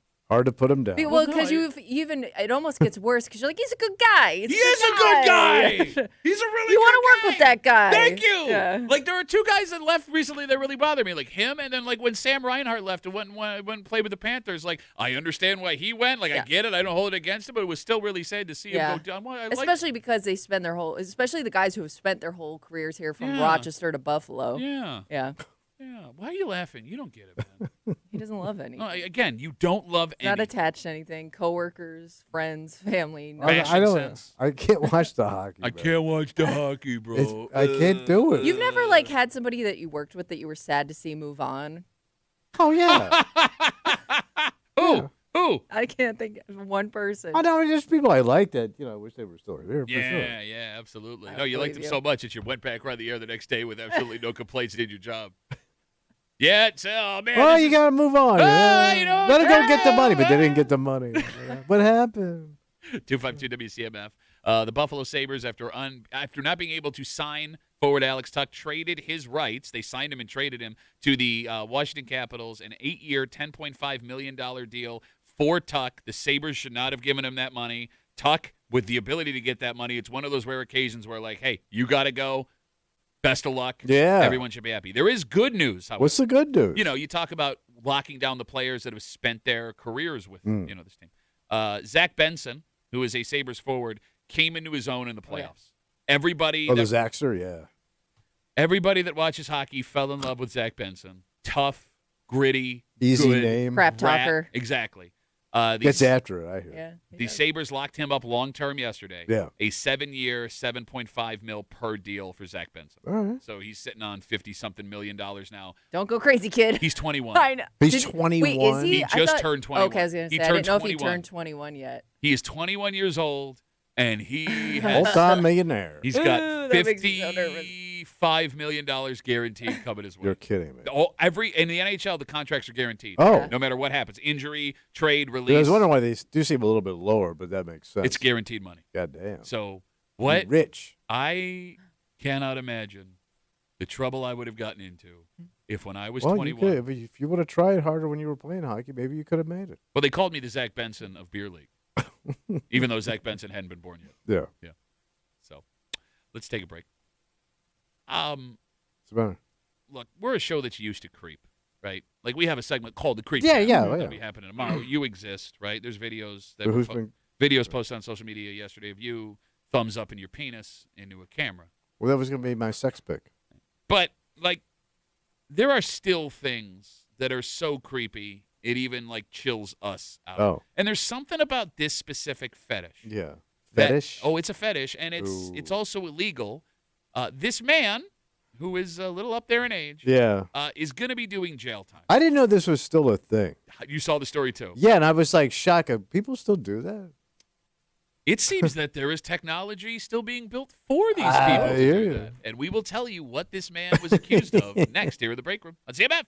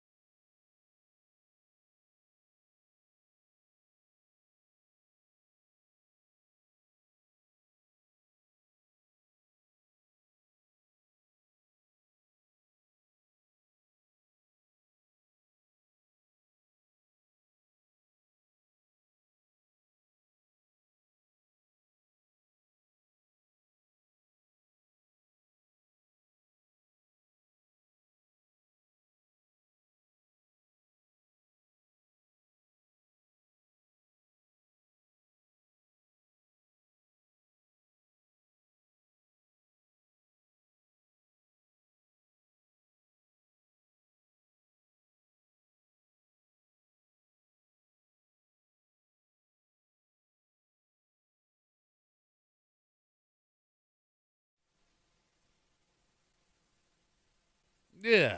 What? It's just like it's illegal, so it's bad. Like period. Like obviously. Yeah. But even if there was a way to do this legally, Yeah. right? Like, we're not here to shame people's kinks, right? Like whatever you're into sexually, as long as it's two consenting adults, God bless you. Even this might be the line, and it's not even gross in the technical sense. No, it's not. Right? But why does it? I didn't. Because you know what I'm saying, Oh, right? I know. Like, it just feels. Yeah. Ugh. God. What are you doing? You're hanging out in the break room. Rochester's Classic Rock, 96.5, WCMF. Just after 8:25, 8:30. Forever and ever and ever, when you went out to eat, tipping standard was 20%. Yeah. Spoiler alert, it's not that anymore. Oh. In fact, we will tell you what the standard average tip is for a sit-down restaurant. And the way I see it, there are 3 reasons this could be happening. Okay. And I'm curious if you think any of these reasons would be a valid reason to tip less. Oh. We'll get to it just after 8:30 here in the break room on CMF. A 68-year-old man. 68. A 68-year-old man All right. who lives just east of us has been arrested after an incident at the Hamilton College graduation. Back on May 24th, police say folks at the graduation ceremony noticed the man, who, by the way, is a retired fire department lieutenant, Okay. was acting suspicious around numerous women. Okay. He was I confronted. want to know what that looks like.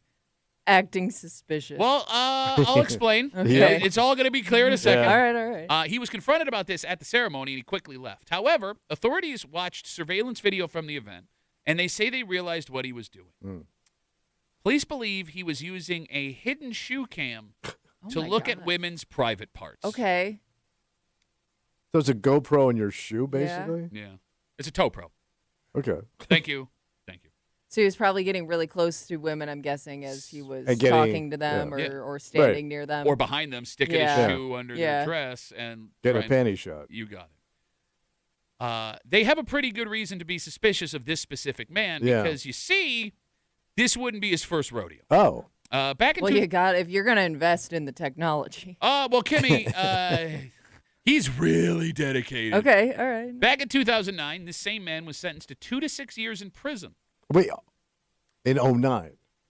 Yep. Okay. For using a hidden spy camera to watch a couple who was renting a property that he owned. Okay. Documents show that he was watching this couple in their apartment without their knowledge for over a year. Oh my Yeah. God. And that's really bad. Yeah. But we're not done. But wait, there's Got more. more technology. What do you do? After he got out of jail, prison, whatever, he was arrested again in 2012 for discreetly recording a woman with a hidden camera on his shoe at a grocery store near Albany.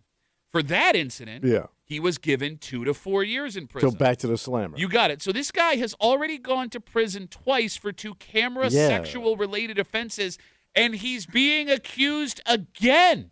Again! Couldn't fight the feeling. Lord, what are you, REO Speedwagon now? Lord knows what this punishment is going to be now if he's convicted again. Yeah. Because he's already been sentenced to a combination of what? 6 to 10 years in prison? Yeah. Yeah. Okay. The phone number is 252-WCMF, 252-9263. I don't get how this works. I Oh, don't well, either. Not like the fetish, although the fetish is weird too. The, and we'll the get to that. actual strategy. How would you pull this off? A camera on your shoe, looking up women's skirts, without everyone around you immediately thinking something was off. Right. Like how you're standing. Yeah. Like, because you'd have to extend one foot between her legs, basically, Yeah. to get the shot. Absolutely. Or at least close to that. I love how you sound like a director. Spread her leg. Gotta get the shot, baby. Come on, work for me, baby. Look scared. She'll be scared. Wait, Like, did no- George Eastman was part of this project? What did that sound like? Hey, come on, baby. Wait. A little closer to the shoe, baby. Come on, work the fatty for George. Well, you know George Eastman was doing it because he's doing the hand crank yeah, for yeah. the camera on his yeah, shoe. Yeah, the head go like, hey.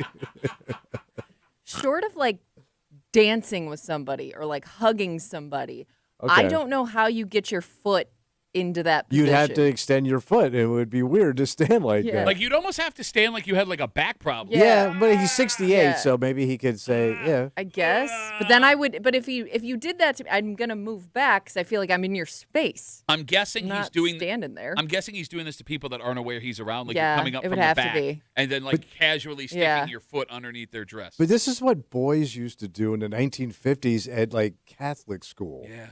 Put a mirror on the shoe for You know. Yeah. Where did But they this were happen? like 12. I know. I'm sorry? Where did this happen? So again? it's happened at a bunch of spots east of us. Okay. So it looks like he's just west of Syracuse, but he's been busted in Syracuse, Oneonta, and Albany. Was it at an event? The Hamilton College graduation. So these are So people would have been. I was college just kids. thinking Or like moms. why people would Yeah. be dressed up. Yeah, I mean, yes. Look, Yeah. if you're, Yeah. because you're right. yeah, because like, people are in skirts. yeah, the biggest Yeah. problem with this, other than the I need actual, a skirted event. Exactly. How Yeah. many skirted events are there? Yeah, you're seeking out specific events. That's true. Like, So true. The other creepy thing is if you go back to one of the things that landed him in prison back in 2012 where he recorded a woman with a hidden camera at a grocery store, he had the camera on his shoe Yeah. hoping to find a woman in a Yes. grocery store in a dress. Right. Yes. What is this, the You have to just- 1950s? Yes. Linger there. Exactly. Okay, and then when it comes to the fetish part, Yeah. right? Like, what are you trying to see? Are you trying to see panties? Yeah. Panties and ass cheeks. Okay.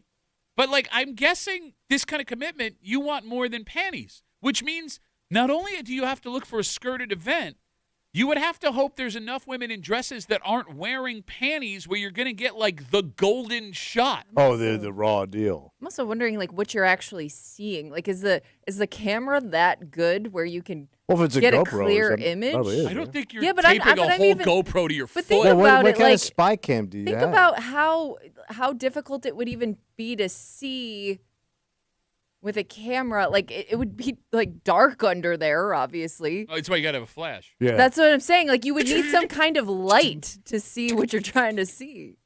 I don't. Maybe it's a night camera.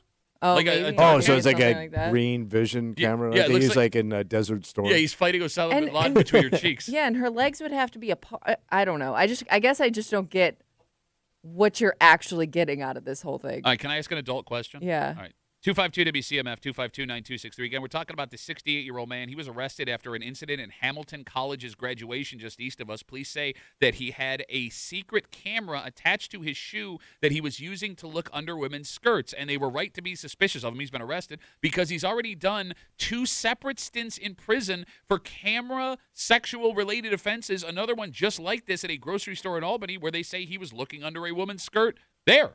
All right, Kimmy, Yeah. if you had to go percentage of women that wear a dress, Yeah. how many of them go free balling? Well, I guess it wouldn't be free balling. Commando. Free lipping? In the world of Free lipping, free in them lips. in 2 the, different songs. I know. It's kind of cool, right? The medley? Yeah. in the The world box we set. Get it? in the world we live in now of Spanx. In a world. I don't know any woman that doesn't have some type of like shape Spanx on under a dress at all times. Like you could be in the best shape and like there's something to like the comfort of having like those shorts underneath. The smoothing it out? Yeah, the smoothing it out. Okay. That I don't.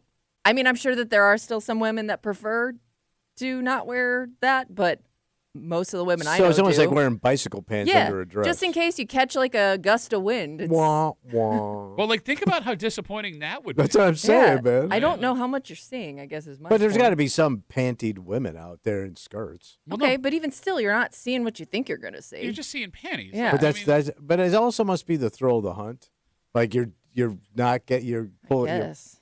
you're getting away with something. Okay. Like a voyeur almost, Okay, right? I get that, but like, how strong is the draw where you've already done 2 stints in prison? So he's strung out on this stuff, man. But just to see a pair of panties, a Yes. pair of strange panties, you can buy them through the mail, bro. Yes, Like, soiled. again, weird, I know. Yeah. but like you could do that. Yeah. Hell, man, if this was really your thing, and again, weirds me out. All right. You could pay women Yes, you could. to come to your house, walk around in skirts, and pretend like they didn't know you were taking pictures. Right. And they could wear whatever you would And it's want like a them. role play. Exactly. Like all of these things are Every options. escort service would do this for you. For God, you wouldn't even really be breaking a law. No, you're not. In Well- hiring the escort. No, because there's no sexual favors being exchanged. Yeah, true. Right? True. Like that would be. Well, Well, I don't think you're going to do it there. Why would you have the camera? I don't know. What percentage of men do you think have this fetish? This particular fetish? Well, because like there was another story that we talked about 6 months ago. We get them every now and then. Yes, Kimmy, Some we're- kind of hidden camera Same thing. somewhere. Well, yeah, a guy was. This story got insane. Remember, he was Dressing room, uh, bathroom. There was a guy specifically who was busted doing this at like a wedding or something. But we've had a few of these, yeah. He got in Yeah. his car, tried to drive Yes, away, I forgot about crashed, this. injured a police Yeah. officer, Yes. and like he was going to jail for like multiple years Yeah. now Yeah. because of this panty fetish thing. I mean, fetishes have got to be low in general. What? No, I would think they're higher because you can I mean, you No, don't it has have be to go out and percentage. do it. You're asking me what percentage of guys have it? This fetish specifically. It's got to be low. Why? No guy would admit they like this to another man. Right.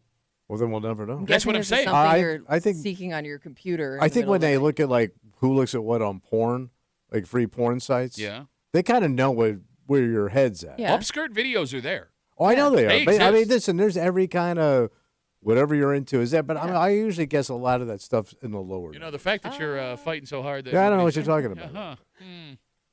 What? See, I would think it's higher than ever because people may be discovering fetishes they didn't know they had through the availability of porn sites. Because the biggest one, I think the last time, I don't know if we talked about it, was mature, like looking at mature women. Yeah.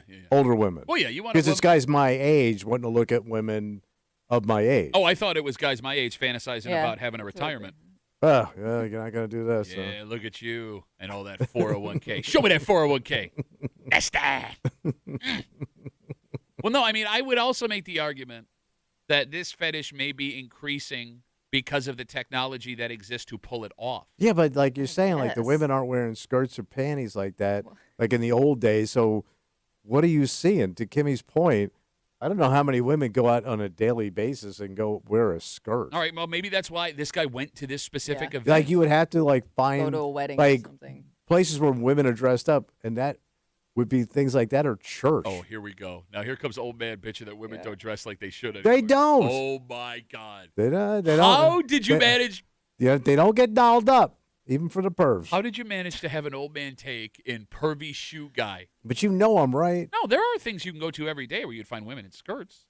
And get a panty shot. Well, if you really wanted to, I don't want to like. every day. Like Yeah. right now, I could go to this particular place. There are restaurants, there are businesses. Yeah, there are places where women dress in skirts on a regular basis. I mean, it is summertime. Women wear skirts during the summer, just in general.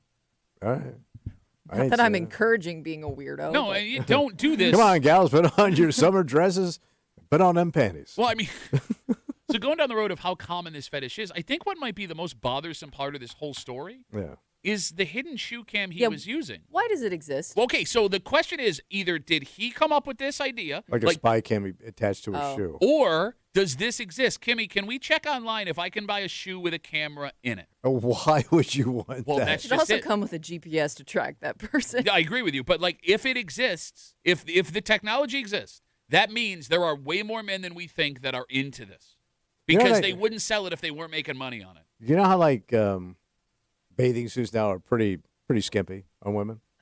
Why wouldn't you just go down to the beach on a sunny day and check out the action down there instead of doing this?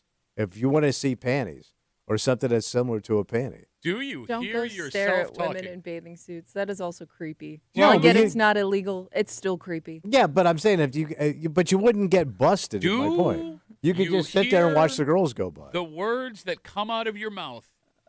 What? I'm going to make you listen back to this I'll- after the show. You go to the beach. Shut up. And you look at the Do girls not- in the thong bikinis. Do not do what this man said. I'm not saying go do it, but you wouldn't get caught. You would just be oogling girls Look. at the beach. That's not illegal. I think it is illegal to oogle girls at the beach. No, you could sit and oogle. You can't like bother them. No, I think even I can't sit there and look at bro, somebody I walk think by if me. you're sitting staring at a woman at the beach like this, Yeah. you're breaking some kind of If law. nobody, What? and even if you're not breaking the law, somebody's going to say something to you. Okay, but You might you're get not going to punched get in the arrested. face. You're not going to do prison time. You think you're going to get prison time for oogling? What are you Are doing? you going to go don't to oogle court? Oh my God! So- You're going to call the oogle cops? I want you arrested for what's happening right now. So, So. you can buy, there are two different types Oh, of All right. hidden shoe cameras. There are shoes with the camera built in. All right. Can I that's- come look at what they look like? I'm Yeah, going over. yeah. Well, they And gotta then look like there are add-on kits where it's like you add it Oh, on. to the shoe. aftermarket, I But like don't look know. at, Yeah, but it comes with side pipes. oh, hold on. I just, What you got? it's like, see how it's like in by the the, way, the that- laces of the shoe. But it That looks like a is- normal shoe. That is a sneaker of a man that would look Yeah. at women's panties. So it's an old man shoe. Yeah, yeah. But that's just one version of it. All So right. it seems like, okay, is this something Would they be like comfortable at runners the beach? use? They look like running shoes, don't they? Well, there are some. They actually have some like actual running shoes with them on attached. And Oh. Is it like? something runners record about themselves? Yeah, but that would look so weird. A camera on your shoe would just be bouncing around. Yeah. Maybe that's how they try and sell them to get around what they're obviously for. Oh. But like this guy was at a formal event. You couldn't wear a pair of sneakers. True. Well, I guess you could. So he had the well, no, the then add-ons. maybe he has the add-on. Yeah. But how could you not see the add-on? It looks like a periscope on your foot. Yeah, it's not as hidden as you think. The add-on kids. But how many times do you pay attention to some dude's shoes? Well, if he's sticking his You're foot in gonna their start spots, but like walking in, you may not notice. I guess. But again, if you're trying to pull this off and you look suspicious, I'm probably eventually going to notice the little bulb on the end of your shoe. What's with your shoe, man? Dalton writes us on Instagram, Duffy on WCMF. Easiest way to get us. He says, think how bad meta glasses are going to be now at beaches and placement like amusement parks. I even think about that. You know what meta glasses are? Is that those special Google ones? Well, yeah, they have the camera in there. Oh. Yeah. So, like, a lot of the social So you can just be recording while you're... Yeah. So there's a light in there that people would be able to see your recording, but people wear them and record everything they do all the time. And it's going to be a sunny day. Would you even notice? That's a good question. I don't know. Gross. Hey, it's the summer of the creeps. Shoes and sunglasses. Here they come. Like we make progress of like, hey, this is bad. Everyone keep an eye out for it. And then the creeps come up with new technology so you can't even realize they're creeping. Got to stay ahead of the creep curve. Again, talking about the 68-year-old man just east of us. He's been arrested after police say he was using a shoe camera to try and record upskirt shots of women at the Hamilton College graduation back on May 24th. They caught him after they went back and watched video of the event, and they were right to be suspicious because he's already done 2 separate stretches He's in got prison. priors. Yes, one time for putting a hidden spy camera in the apartment he was renting out to a couple. That was there for over a year without them knowing. A second time near Albany, police say he was recording a woman using a hidden camera in his shoe at a grocery store. Think about that couple that was renting the apartment he was secretly filming in. Yeah. A year of every intimate moment you've had with your partner, and he saw every second. Not only saw it, listened in. Oh, yeah. Like, I mean, he knew every part of your life. I remember every intimate detail. I had that boss who used to spy on the women's bathroom through the ceiling tile. Yeah. And then how did they catch him? True story. He fell through the ceiling, landed on a woman who was on the dumper at the time. Yeah, and you don't remember this story? I don't know. I didn't know he fell onto somebody. He landed on a woman while she was on the dumper, and he broke his arm, hurt her. And he was saying he was up there working on something, and just had it, covered. He didn't get arrested.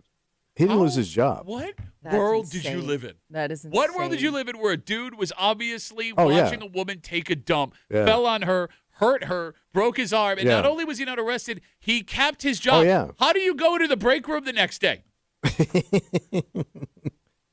I think this is one of those fetishes because, again, I like to think of us as a pretty open-minded show. Yeah.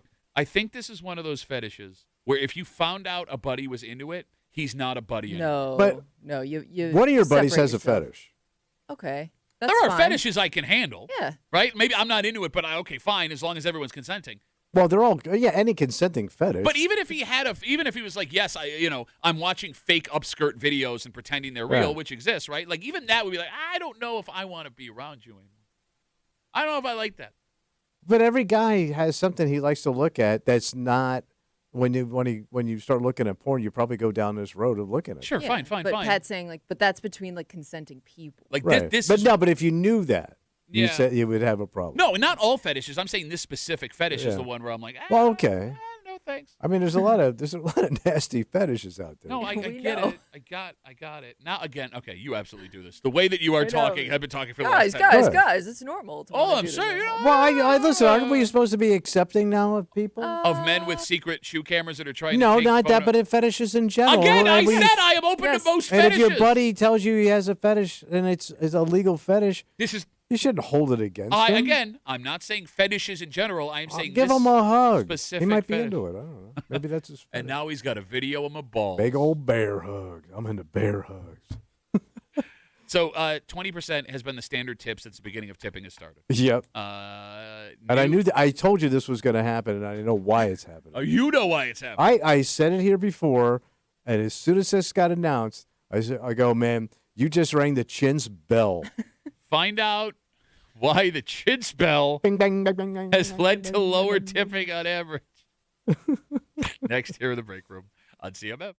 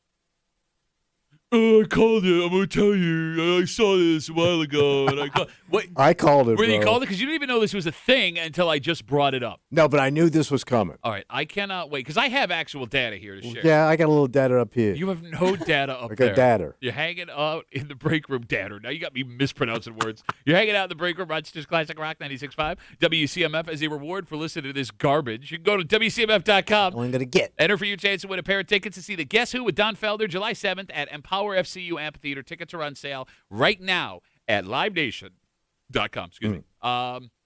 So forever and ever and ever and ever, the standard for decent human beings was to tip 20% of whatever you spent at your meal or a bar or whatever. 1/5 of your meal's price. But new data suggests it is not that way anymore. Taking a big dipperoo?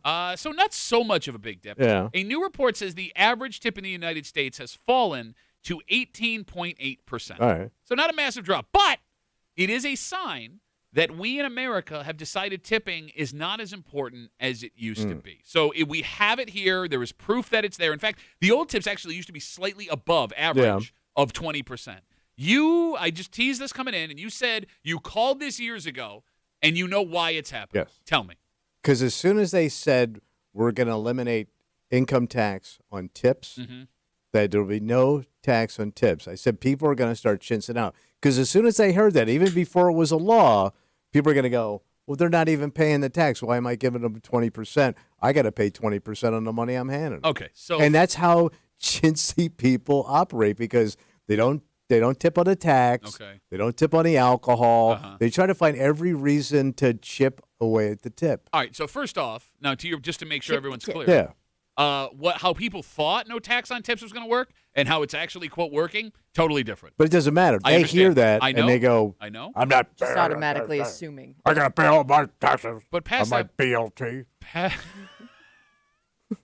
Got to pay tax on the bacon, lettuce, and the tomato. The bacon tax. Don't even get me started about the rye. I don't think enough people were plugged in on that to make the entire average drop a full 2%. All right, so what do you think it is? All right, so the way I see it, there are three big reasons this could be happening. And the phone number is 252-WCMF, 252-9263. One being financial, but not that. All right. There's been a rise in server and bartender wages mandated by law here in New York State. All right. Servers and bartenders make more than they used to. You used to be able to pay servers and bartenders $4 an hour. But it's still not like a real living wage. I understand, and I agree with you. Right. But people hear it. I think that was a bigger story, and people saw that and go, well, now you're making the money. You're making the That's the same guy. On my rye bread. Taxes.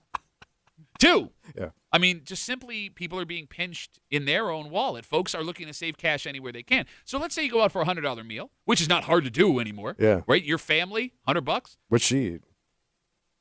$20 would be the standard tip on a $100 meal. Yeah. Unless you tip $15, right, which is close to $20. All right. And like that $5 ends up going to something else. And you'd like to tip more, but that $5 here, let's say you go out to dinner twice a month, 3 times a month. That's $15. That ends up going in your gas tank where it wouldn't have before. And then the third is we're not actually tipping less than we used to. The price of food is making us look bad. Oh, because everything's so much more expensive. You got it. So we but know. But it's a percentage. Okay. Yeah. Yes, but. But you think people are pulling back because the price is too high? Well, let's say that How do you make that call? Let's say I go to a place on a regular basis. Yeah. Right? And for years and years and years, this meal cost me $20. Yeah. And now it costs $25. I could see people using the logic, well, they're not doing any more work. They're doing the same thing. I'm going to tip the same. Which is a crappy argument to make at a place you're regular at. Oh, no kidding. Look, I agree with you. But you know how obtuse some people are. No, you're right. You're right. I mean, and here's the thing. And I'm just thinking out loud here, 252-WCMF, 252-9263. You know I am Mr. 20% tip, and I see you folks trying to get in. I appreciate the calls. You know I'm pro 20% tip, right? But there is some kind of weird logic to, I have always tipped this much. The price of the food increasing should not affect how much I am giving to the wait staff. All right. Would you agree with that idea? I can see that being logical, but like to drop the same amount, but the price of your meal went up seems to me like you really stiffen the waitress. You are absolutely stiffing the waitress because the cost of living is going up. Because like I used to always tip like let's say take drinking, like back in the day, a standard was I used to tip $1 a drink. Okay. And, I used to put down a few drinks. Yeah. So, Well, it's easy to tip $1 drink when you're not paying for it, but go on. I'm sorry. But now, with the price of that cocktail has gone way up, it's $5 a drink. Yeah. But the price of that drink has doubled in the last 10 years. So if I was still dropping $1 on a drink that's doubled in price, I mean, that's so – and I know it's just a glass of alcohol. Yeah. You know, that's the same alcohol, and he didn't do any more or any less work. I couldn't do that to somebody. Look, I think that what you're discussing might be the most controversial tipping point because I have now adjusted to $2 a drink because of what you said. But I know plenty of people who think $1 a drink is still standard. Well, you know what can be kind of tricky with that? Because if let's say you open a tab and you're getting your drinks, but you're tipping in cash for every drink you get. Yeah. Yeah. You're not really going to know the price. If it's a new place you're going, you don't really know the price of that drink until it comes out. But you kind of have an idea. I mean, no matter the price, I think that $2. I think that's what I mean. Like, I think everybody, if they're paying cash, kind of has that standard, no matter what the price. And it depends on what you're drinking. If you're drinking draft beer, if you're drinking like house wine, okay. But if you start drinking craft beer and you start drinking top shelf booze, or margaritas, or mixed cocktails or Cosmos that go way up in price, I mean that $2 is kind of chinsing out. Look, I agree with you that I don't know, $2 for a mixed drink, is that not enough? I go $5 because you do not tip $5. I do $5. Your ass is wet. You sound like my wife, except for the ass wet. $5 per drink. Thank you. What? So like if you got because you're gonna order 2 drinks, one for you, one for your wife. You tip $5 per drink. Yeah. You lie. So I don't. I do. I've never seen anybody. I have this. She gets mad when I do it, man. But like when we sit at the airport and have a few drinks, I will tip heavy. Because we're going to sit there for a little bit, and I want the service. So let's say this. Let's say I got a big event coming up here. Big event. Big deal, Tommy. Big event I'm going to, and I think it's going to be open B. Ooh. All right. So you go to an open bar. Yeah. And they got all the nice booze up there. And you ain't paying. Okay. It's open B. Yes, I understand what an open B is. You're going to drop $2, $2 $2. You got to go $5 a drink, man. My standard at Open B is to take a 20 in cash, find my bartender for the night, look at him, put it in the jar, and go, that's for you. Okay. And but how much you drinking? Whatever happens after that happens. But like, are you getting your wife drinks? Maybe. No, you're getting your wife drinks. Well, it depends. Because look, I'm going to drink more than she's going to drink. Yeah, but you're basing $20 on, let's say, one of you are going to get. I think $20 may be a little low. Okay, yeah, but they were so excited about the $20 up front. They've never seen one before. Well, how many people? $20. She must be a billionaire. Did you park your yacht out front? Did you come on one of them helicopters? It's got your name on it. And if you, Mr. King, $20. You should be working down on the B with Lady Low Cash. And if you put the 20 in, do you make sure they see it first? 100%. He just did. He did the flappy flap dollar thing. Yes. And you know what he says? From me. We'll hey, be Buckaroo, back. this is for you, kiddo. That's you. No, yeah. Well, they have to see me do it so they know I. Right. No, you do kind of want to be seen doing it. Yes, you have. No, but you had to do the flappy flap. But it's not to be a big shot. It's just so I don't have to keep tipping all night long. Yeah. It's for you, kiddo. Also, so you don't look cheap. And no, it's past that. It's so I don't have to get singles from anybody because those are impossible to get now. Yes. If I just know, now you're on my side. Shut up, bitch. 252 I always make sure I got cash when I go to these events. Oh, whoa, look at you. Because I valet park, so I tip that guy. You're a douche for that. What do you tip a valet? Oh, you don't valet. Well, if I have to valet. If there's a gunpoint Well, no, valet. there are some places you'll Get go. over here, give me a gun. There are some events you'll go to in town where you have to use the valet. Yeah. $5 is good, right? For a valet? In, so. $5 out. Yes, both. Okay. Do you do this? I love how you're ready this to pounce. For you. Do you wave it out the window first? Oh, boy. 252 WCMF. Boy. You want the $5 bill, boy? I love how he's holding it up like that person couldn't immediately grab it out of his hand. Well, by the way, by him holding it up like that, he's at standard level for most human beings. You did the flappy flap. I was doing it, exaggerate. I don't really do the flappy flap much. I do the fold down the middle and the drop-a-roo. It's a drop-a-roo. It's a drop-a-roo to the bowl. 252 WCMF. The standard tip in America has always been 20%. In fact, in the past, the average tip on a sit-down restaurant has been slightly over 20%. This year, it has dropped. It is down to 18.8%. So everybody's tipping like their worst aunt. Let's talk to Gary. Hey, Gary, how are you, buddy? Not bad. So I'm definitely a person that tips because, one, I don't want my food messed with, and two, I want a good drink. But you got to realize, like, these bartenders, you know how much they're bringing home a night compared to the guy that works a 40-hour week for, a $60,000 salary? These bartenders and servers, there's times they're bringing home $500 to $1,000 a night. There's also times they're bringing home $15. I mean, it all depends. It's called Tuesday. True, but I mean, it's there's a catch-20 to it. I mean, it's catch-20. I get it. They don't have a huge, hours, but it's. My old lady works as a server. She brings home way more money than I bring, and I work a full-time job as a salesman. Maybe you're just bad at your job, Gary. That's the catch-20 to it. You know what I mean? Now it's down to 15. Catch 15, 20. Gary, thanks. Gary, thanks for the call. But he's that typical guy. We don't got money. We got $1,000 a night. But his wife also works in the industry. Yes. And relies on tips. I think he hates his wife. I'm very confused. That's the catch-20 to the whole thing. I can see the catch with perfect vision from across the room. Oh, my stomach hurts. Cicero writes us on Instagram. Cicero say? We've got Roman leaders from the past writing us, stuff here at WCMF. They say the tip is extra. I should never be forced to tip. Pay your folks normal wages. If you make my meal great, I will tip. All right, look, I get the argument. Okay, that's a guy that should stay home. I agree. Go out and eat and take it out on the people that are serving. All right, so I agree with you, but here's the thing, right? Cicero, right, and there's lots of people who make the argument, if you paid your folks a living wage, we wouldn't have to tip. This is my protest. When you do that, you're not hurting the business. What's your protest, man? You're going to get out a sign, I'm not going to tip tonight? No, the protest is not leaving the tip, but right, you're not. But it's not going to work. Yes, you're not hurting the business. They're business getting is paid. fair. You're hurting the server. Right. You know what I mean? Like, and there's going to be someone else that'll show up, even if that person quits because they're not getting tipped enough on account of what you did. Yeah. I don't know, man. Like, I couldn't look someone in the face. But that's somebody looking for an excuse just to chintz out. Well, Niece is one of those people, too. She writes, I'm a strong believer of tipping in accordance to performance. Oh, if it's here we go. good waiter, I'll tip a lot, like 30%. But if the waiter is crap, I'm not tipping as much. Like when you charge me $15 for a mocktail. But again, that's not the server's fault. And that's your order, man. You wanted a non-alcoholic drink. Oh, now you're pro non-alcoholic drink. Well, that's the catch 2020 with you. You got to catch 2020 that thing, man. That was a grown man. Has he never heard that expression? Well, it's a good book, though. Catch 20. A catcher in the rye 2020. He caught like 20 of them kids and had another 20. It would have been better a catcher in the rye 40, but they went with catcher in the rye 2020. Oh, I can't. Okay.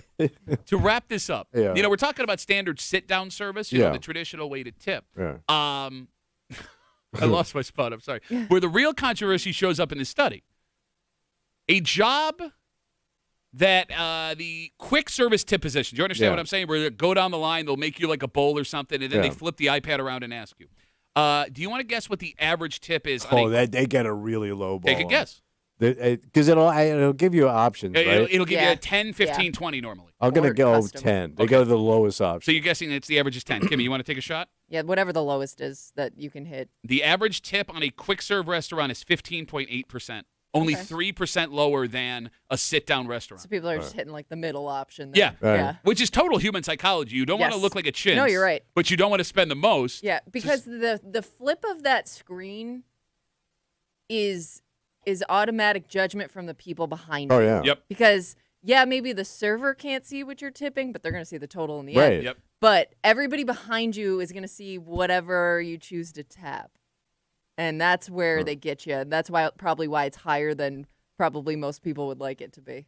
And you see, the problem with that. What is it? Oh, it's a catch 2020. Well, it's actually the catch 15.8. 15.8. All right, let's take a break. Sports should be fun. Yeah. Right? Like, we have the most fun when the people we watch are having fun. Yeah. And there was a man who likes to have fun. And it sounds like was just trying to have fun playing a game the other night. Did he take it too far? Oh, well, his manager is furious at him. Really? And the other funny thing about this game is actually traditionally played with stuff in your mouth. Okay. Like, it's not, people aren't opposed to stuff in your mouth. All right. Except apparently this thing in your mouth. And we'll tell you what it is next here in the break room on CMF.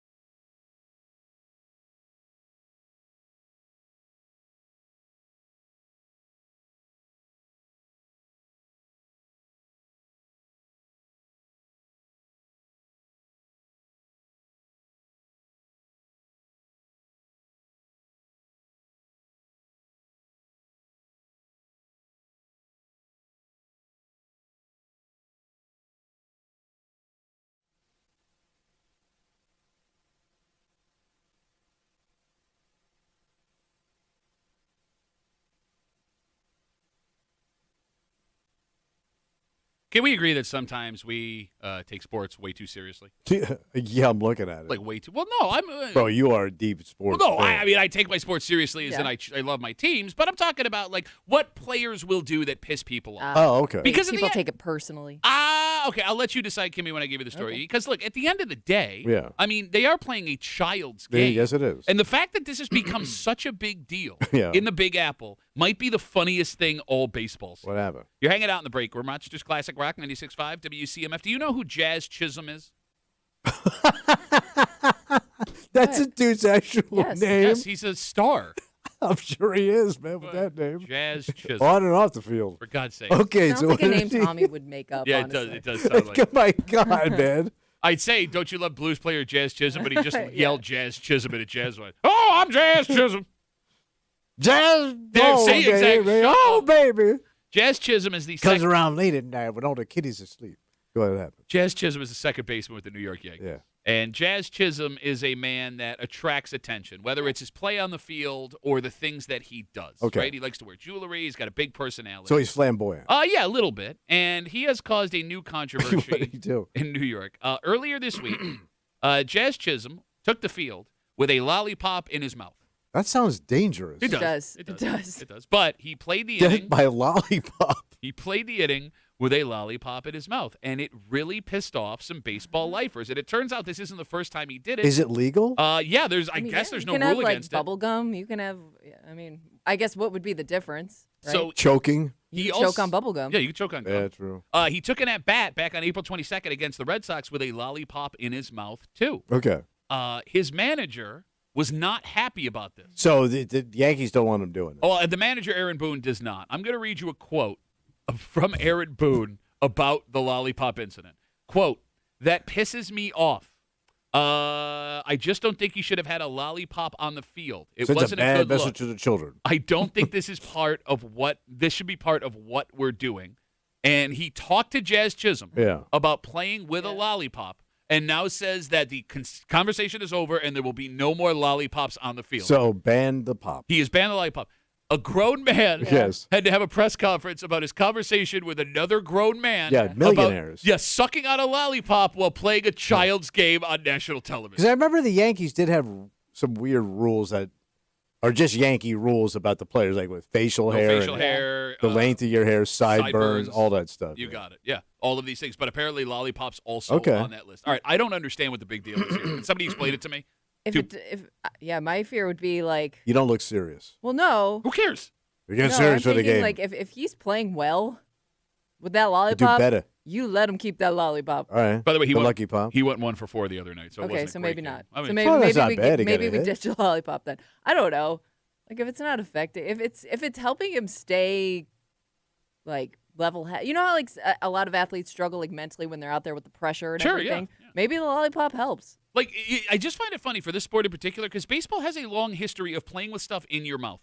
Kimmy brought up the bubble gum. Yeah. That happens to this day. The chew. Thank you. Chew, you had these big ass. Lenny Dykstra. Dip. He had a Volkswagen Bug in the front of his lip. Yeah, every time he went to the plate, nobody said anything. I mean, you could see the tin in the back of their pants while they were playing. Was it the coach, Jim Leland? So it was a skinny guy who coached for like the Pirates and the Detroit Mariners, the Tigers. Openly smoked. Yes. Like in the dugout. Yes. And I think like on the field, even like when he went out to like yell, he had a he was a chain smoker. So then Major League Baseball said you can no longer smoke. So Jim Leland, when he was still working, walked down the tunnel and you could see the tufts of smoke. Yeah, it was like they were elected a new pope. Yes, exactly, coming out of the thing. I mean, hell, man, like players openly smoked up until the early 1990s. Dave Parker, the Cobra, out in Pittsburgh, would go to the dugout.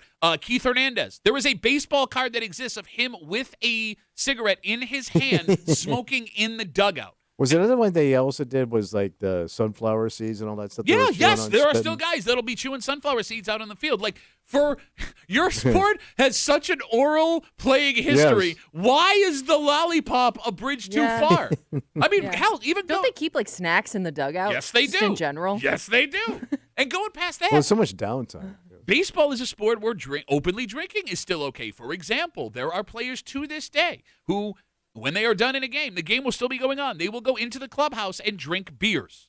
Because they're not playing anymore, right? It's done. Yeah, they're done. But the game is still happening. Wow. Could you imagine if, I don't know, let's say Josh Allen finished out a game, walked into the locker room, and started slamming beers? The controversy that would exist then. Mm-hmm. But that is okay in the world of baseball. Lollipops, apparently not. You know what's funny? So apparently it was a blow pop. Oh. Which I find funny because it's a double whammy. It's it's the sucker and the gum. Yeah.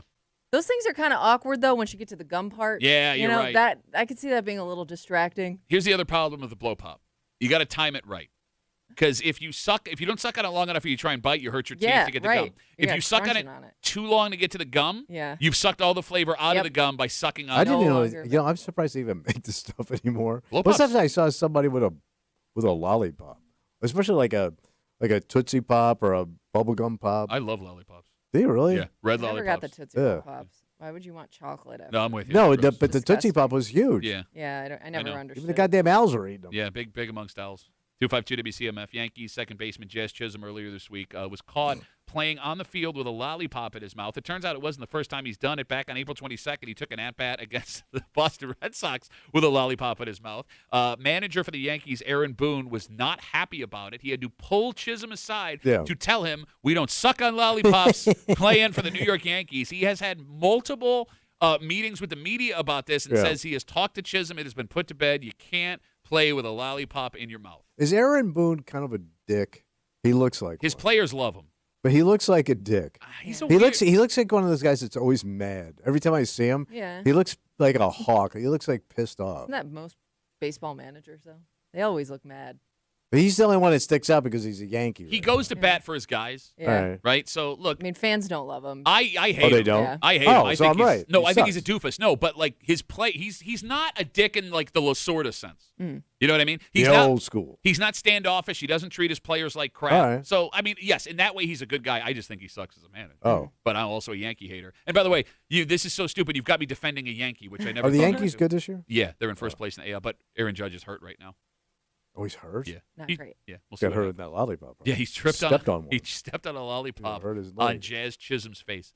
I do think we have to keep the perspective every once in a while that we are watching grown men play a children's game.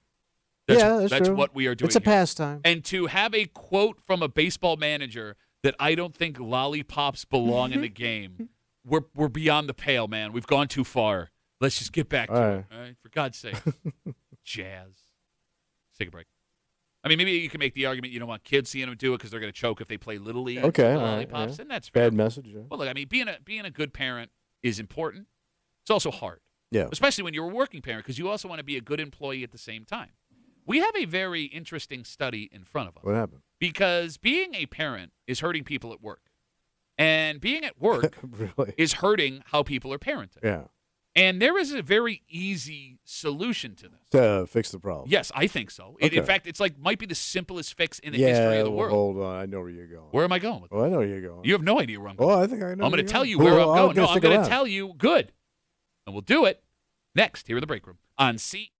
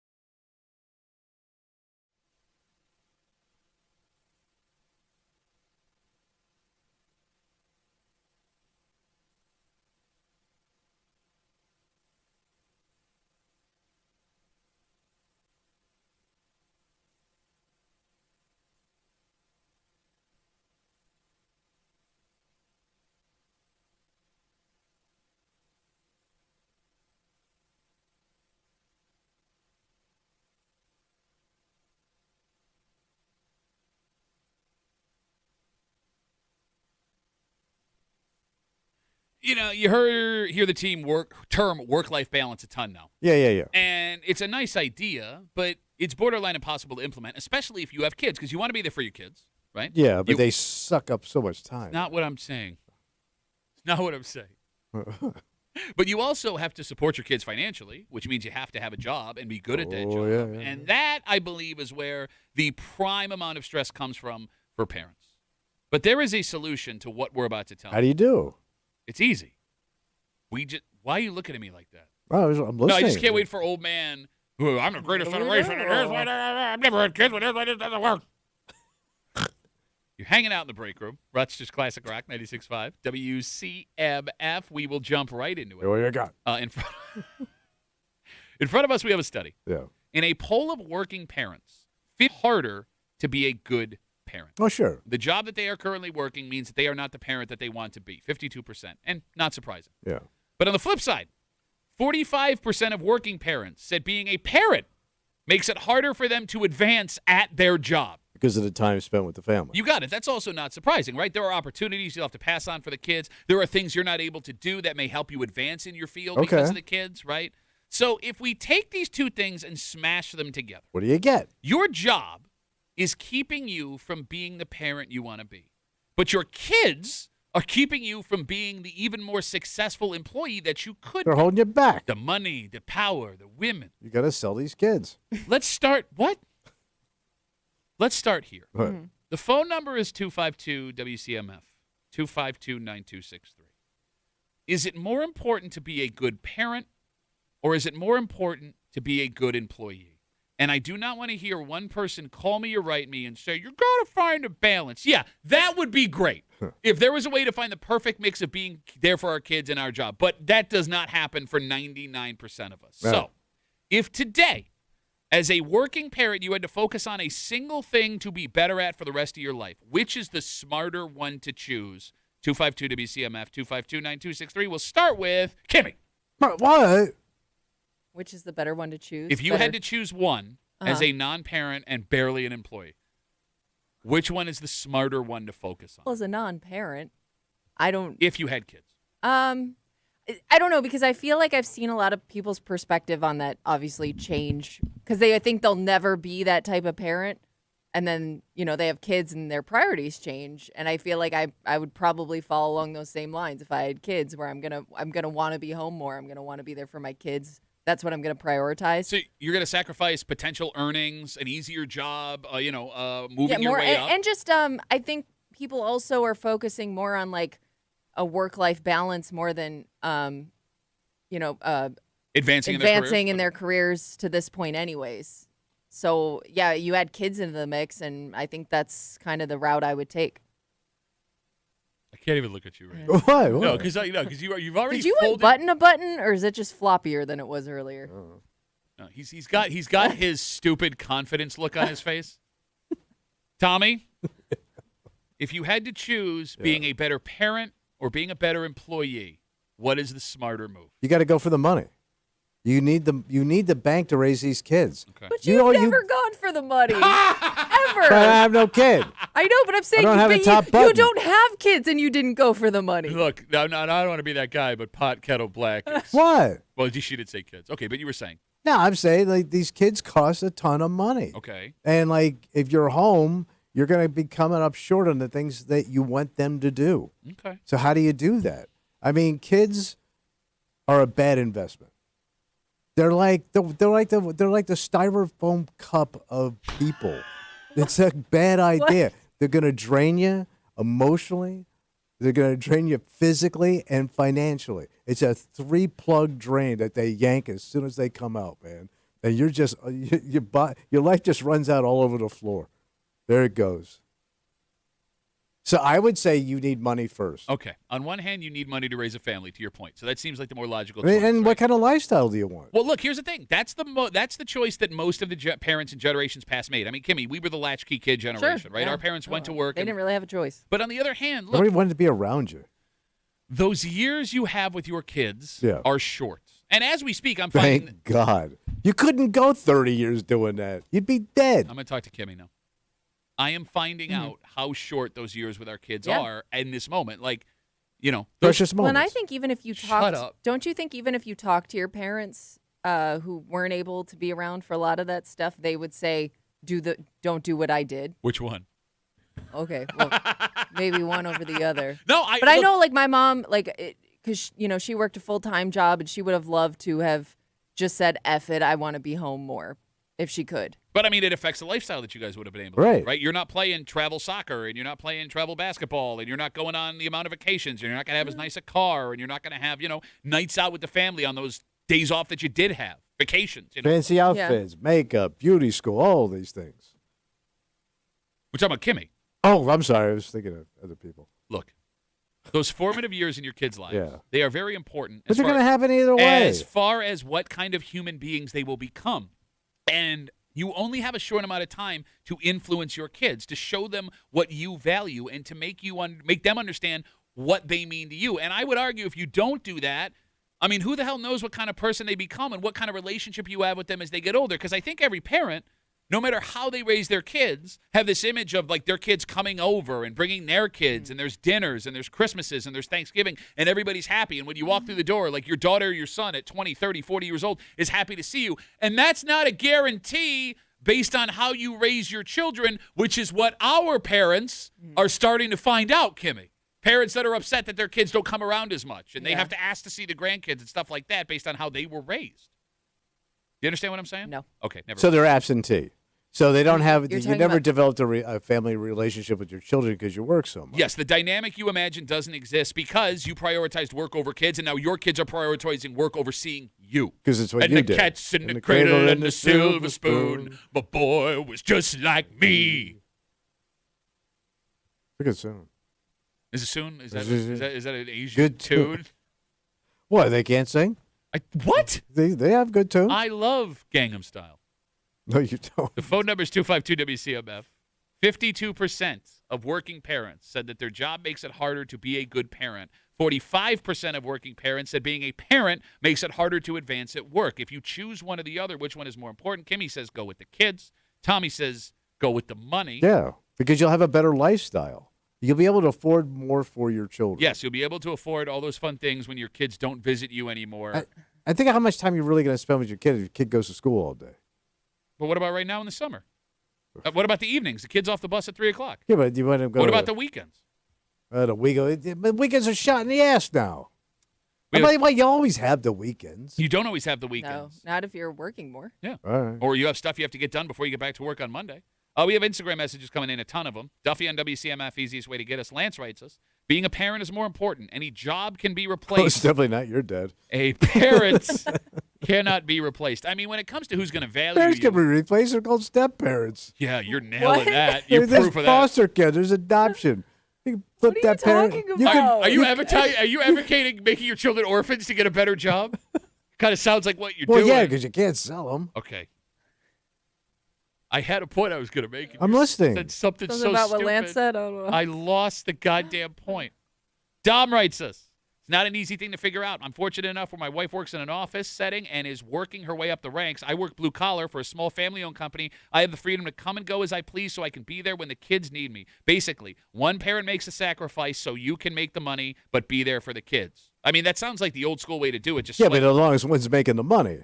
Yes. Yeah. Yes. But And by the way, like, we're not talking sacrifice in terms of like quitting your job, or we could be talking sacrifice in terms of like looking for a different type of job maybe you didn't want to be doing, but it gives you more flexibility. But we are seeing an increase in what you talked about. I mean, we talked a year ago that stay-at-home parents have increased threefold since COVID has happened. So there are people that are giving up actual jobs. So they're good. So completely. it's a one-income family. You got it. But I mean, the problem with that is, one, whatever career momentum you had gets stopped You're until done. the kids, Tougher right? to get back in. And you are kind of in a financial prison with your partner. If your marriage is working, that's great. If it's not, that becomes a massive issue. But then you got to cut back on things that you're used to. Yes, exactly. Yes. Cutting back blows. Okay, but again, you got the time with the kids. Yeah. But you got nothing. There may be another. Look at each other. There may be another. I hate you. Let's play a board game. There may be an easy fix to this based on another tidbit we get from this study. What's that? 7 in 10 parents say they take care of parenting-related tasks while they're at work. Okay. Like doctor's appointments. Okay. Calling a kid, dealing with school, whatever. On the other side of that, 59% of parents say they take care of work-related tasks when they are spending time with their kids, answering emails, phone calls, stuff like that. All right. Which means there's a significant amount of parents who are both taking care of kid stuff at work and taking care of work stuff with the kids. If you drew a hard line between the two, I would argue that would be enough to make both better. So, like, when one ends, the other one begins, and they don't cross. You got it. When I am working, my kids do not exist. When I am off the clock, when I'm done with the day, my job does not exist. But can you do that the way work works? I don't know. The way I work would think works. it would almost be harder with the kids because you could get phone calls during the day. You're right. You know what I mean? Like, it's almost impossible to ignore completely. Look, you're right. Now, my wife is in a situation where she can't do that stuff. Like, my wife sees patients. Sure. Well, yeah. So it's not like she can just bail and go. So in that way, my wife has the ability to focus on her job all day, which I'm fine with. Like, it's a far Yeah, I am too. Right. But Just one thinking my parent's back gonna is get the getting call. bigger. It's called your head. And yes, it's disgusting. It might be cancer. Wait, I got cancer head? You got cancer head. You got a bad case of cancer head, bro. It's terminal for anyone who looks at it. I mean, is it feasible for a parent to say no kids during work and no work during kids? Because if you got back 5 o'clock to 9 o'clock every weeknight and every day Saturday and every day Sunday, that is a lot of time to spend with your kids. That's a lot of forward. Sure, but is that making a sacrifice at work? Well, but in this theory, you have 9 to 5 to do exclusively work stuff. Yeah, but that's if you have control over that. Okay. All right. I don't know. I don't know. Maybe most people do, but I don't know if if there is something that comes up, if you're always like with the cell phone, you're always going to be reachable to that person that needs you. You're right. Look, I don't know. I wonder how many people, if they went to their boss and said, listen, I'm going to be yours every day when I'm here. I am yours exclusively. Whatever work has to be done gets done. But the second I leave here, I'm a ghost. All right? And I need you to understand that I will be working harder for you during the day as long as I have no contact from you when I'm not here. Got a deal. Would that hurt people? Would a boss see that as someone solving a problem, or would they see that as someone looking to avoid work? Well, it sounds like somebody that wasn't working really hard before, but now I'm really going to make an effort. I mean, but our bosses understand that we're answering texts and calls from our kids in the school and the doctor's office and stuff like that. I mean, maybe that would have to be a pretty open-minded boss to, like, accept that. Well, but because then I'm trusting you to bust your ass here. You know what I mean? But why hire me? Why have me here in the first place if you don't trust me? I thought I trusted you until we had this conversation. I thought you were already working hard. I love how that's your boss voice. That's right, buddy. I'm on to you, Duffy. You didn't even finish the Anderson account. Because it doesn't work when other people are going above and beyond. Oh, because there's always going to be like a couple dicks at work that will take that phone call after work, that do show up early, that do, they go the extra mile on the weekends. Like, so you could say that to your boss, but if they got other people doing the extra work, it's not going to work in your favor, I wouldn't think. Zach writes us on Instagram, Duffy on WCMF. He says, I think it's easy. Better employee easily translate to a better parent. Success at work allows you to go home with less stress and be a better parent. I'm able to turn it off when I go home with my job, luckily. Yeah, it's nice that you're in that spot, Zach. Here's what you do. Find a fantasy situation that I have. And can everybody honestly say they give 100% every day at work? I do. You don't? No. Everybody has an off day. Every now and then. Speak for yourself. Everybody's a little more tired on some days than other days. From the moment I walked in this room. I think it's impossible to give 100%. Like you're talking. Like I'm gonna give you all my attention from, the time I get here to the time I leave. Like nobody does work on Fridays. Is that why our ratings are going down at the end of the week? No, that's why they're going up because everybody's listening to our stupid show. Jimmy writes us on Instagram. You ready? Yeah. He writes, hot take. You ready for a hot take? I'm ready for a hot take. All right. Regular, everyday people who refer to their work as a career, it's over the top. Unless you're a personality, professional athlete, actor, singer, etc., your job as an accountant isn't a career, it's a job. You're not collecting stats or a legacy. Nobody cares. Work isn't that deep. Ooh. So he's saying screw the job? I guess. But, I mean, look, I get what he's saying where people do overvalue the importance of what they do, but it's still a paycheck. But that's what motivates you, to do your job, to get up out of bed, though. What? Not everybody loves their job. Actually, a surprising amount of people do. Like, we've seen these studies before where, like, over 60% of Americans say they enjoy their job. Well, at least they have to find something in that job to motivate to look forward to. Okay. The job may not be great, but... Okay. While we're doing hot takes, can I drop something that might make me sound like a bad parent? No. The stuff in our kids' lives are shaming us too much, putting us in places we shouldn't have to be. Okay. For example, there is no need for me to come into my kid's third grade class at 1 p.m. for an event. That should not be happening. There is no need for me to take a Friday and a Monday off to take my kid to play a sport 3 states away. That should not be happening.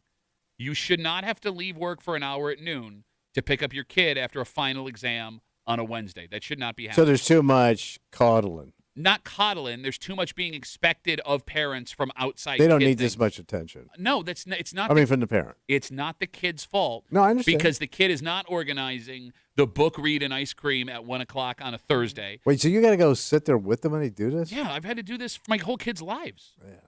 Look, it is weird that schools encourage that, only because there are going to be kids whose parents can't do that. Yes. And being that kid that, like, your parent could never come, it kind of, I don't know, it isolates you a little bit. Look, back in the day, there were parents that wouldn't do it. I am telling you from personal experience. Just what I've watched. They're all going. Almost every parent is bending over backwards to find it out. And look, I would argue you are not a bad parent if you can't do those things because of your job, because there is so much pressure. Like, you don't want your kid to look out at an assembly and not see you there with their parents' friends, to your point. Yeah. You don't want to feel like, as a parent, you're taking an opportunity away from your kid when you don't have the paid time off to take them out of state for an activity. Like, the amount of travel hockey and soccer and lacrosse and baseball and volleyball parents who I have heard from personally that get in trouble at work for the days that they have to take off to take their kids on these tournaments. By the way, you're paying thousands of dollars for that privilege to begin with. Yeah, it's right? draining you. The sick days they're taking when they're not actually sick, the sneaking around, working remotely from a Marriott in Alexandria, Virginia, like, that's not fair to parents. Like, as much as work is not fair, like what they expect of us, it's also not fair what the people who run our kids' things think we should be doing. But you probably got your kid involved in so much stuff. Yes. That maybe you don't need to. No, but I don't want to take an opportunity away from my kid. Well, at some point, you're going to have to cut something. Look, I mean, at some point, either your kid's going to get cut a little bit or the job's going to get cut. I guess the point I'm making. You got to be McDermott, man. What? Just walk out, quit. He didn't quit. He got fired. I'm fired? Look, I guess the point I'm making is my kid, there shouldn't be sports that takes my kid out of town for 4 days where I have to get there. Yeah. There shouldn't be. The school should not be allowed to invite me on a Wednesday at 1 o'clock. Like, it is afternoon activities. I think it would be totally justified for we as parents to stand up and say we're not going to do this anymore. We'll just dial it back. But we won't, because we don't want to be perceived as bad parents. Because you've already gone down that road. You've already done it. You can shut it down. We could shut it down. It's a bad Can look. you go backwards? It's a bad look. If we got together as parents, and here's the thing, every parent wants this. None will admit it. No, there are the few that always showed up unannounced, unexpected. They only did it to look good. I'm telling you right now, when you are standing alone with parents at these events, every one of them's going, oh. And, like, I like watching my daughter play hockey. That game that's happening in Gettysburg on a Thursday night is the same game she could be playing on a Saturday at, Tim Hortons Iceplex. It's the same sport. Yeah. Why do we have to be here? There's 40 women's hockey teams within 3 hours of here. But it's an industry, right? They want your money. That's what I'm saying.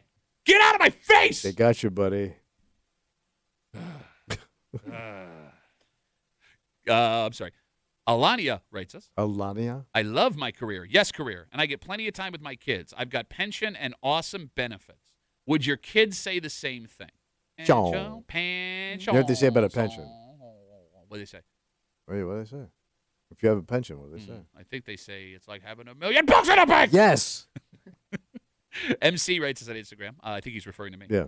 He says, bro, she doesn't need to play travel. I played house. Travel is extra as hell. Chill out. Well, first of all, it is extra as hell. It is. She plays girls hockey. There's no girls house. Yeah. And I don't want her to get travel or nothing. So travel or nothing. But the other thing about it is past that, even if we're talking just if there was the ability to do it, right? That requires a conversation with my child where I look at her and I go, this thing that you want to do that you worked really hard to be a part of, you're not going to do it. Oh, you had to go my parents' way. Exactly. We're done with that. And I understand. I do have the ability to do that as a parent. You're right. But again. But that's going to, that's cruel. The fact that it exists means now me as the father am putting up a barrier for my child. Yes. Right? And why am I being put in that position in the first place? That is my question. Society and shame. And this is what I mean. Like, when parents come back and, like, run this, well, yeah, but, okay, fine. You're right, but we're in the same boat here, bro. We're in the same boat. Why can't we together agree this shouldn't be a thing? House hockey only. Well, no, but even when it comes to work, why can't we together agree that when 5 o'clock hits, we should be done? I mean, there are laws in European countries where you're get out of here. Yes, they're not allowed to contact you. Yeah, I think you it's get an France. afternoon nap. Is it France where they can't call you after work? I think there's a couple now. Yeah. Like, we could get together and be like, this is what happened, but there's always that one guy who's like, nah, you just don't want it bad enough. It's a really bad French. Nobody wants to work anymore, Pat. Lazy. Lazy. Le bum. Are you smoking a cigarette? Yes, a French way where you Why hold are it for you- the okay. body. I'm French Jim Leland. Oh. French Jim Leland. Le Lilian? Le Lilo. lazy Lilo. Let's take a break. All right. There is a big event tonight in Rochester. Oh, what happened? And when they planned this, it turns out they had a great idea because the first one they did was a massive success. The only problem is they could not have predicted that this team was going to be this good because all of a sudden you went from a place that you could have had thousands of people at to an event that doesn't matter on a night where everyone has to go to work tomorrow. Oh. And we'll get to it next here in the break room. I'll see you back.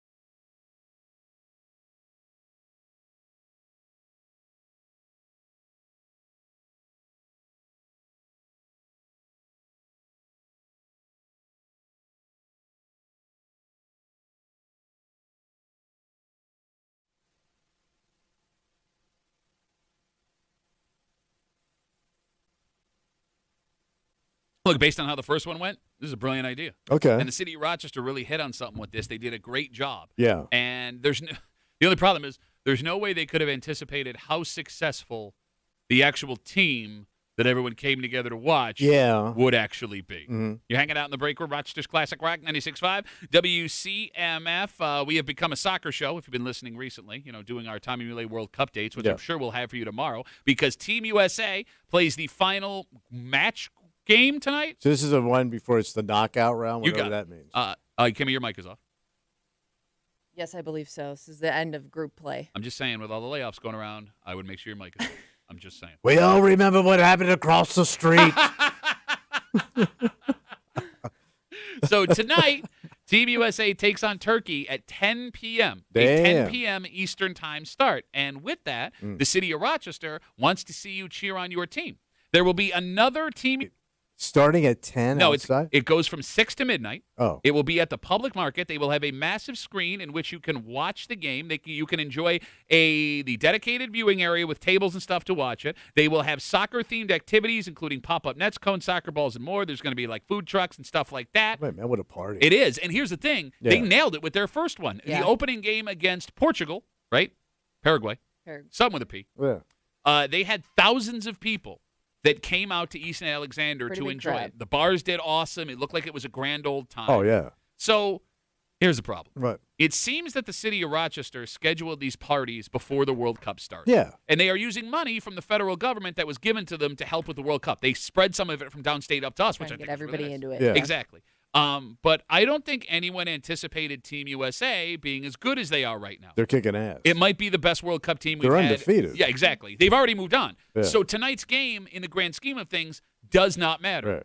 Which means I don't know how many people you're going to get on a Thursday night to watch. Thursday night, late night is tough. And a game that doesn't matter. Yeah. Right? Yeah, it might be a little light tonight, but are they going to do this for every Team USA game now? I don't think they did it for I don't know how Australia. they would do it moving forward, not knowing if they're how far they're gonna get. Well, it's getting tighter now, so you Yeah. think they would, because now the stakes are going up. I think Kimmy's point is you would need time in Seems advance like they to plan these this. things ahead of time. Right. You know what I'm saying? Yeah. So maybe they don't have the ability to do it for the knockout stages. It's just I feel bad for the city of Rochester Yeah. because Well, they got one good one. No, but you'll get the young people will be out there. at 10 o'clock on a Oh, Thursday. you jackwads love these food trucks and the crab beer booze. I'm not going. I can't go on a Thursday night at 10. First of all, you ain't young, man. That's what you're old. You just ass. said you all love. No, y'all. Y'all.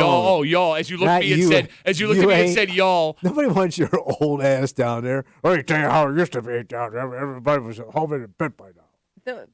It does start at 6. They squeeze out the little guy.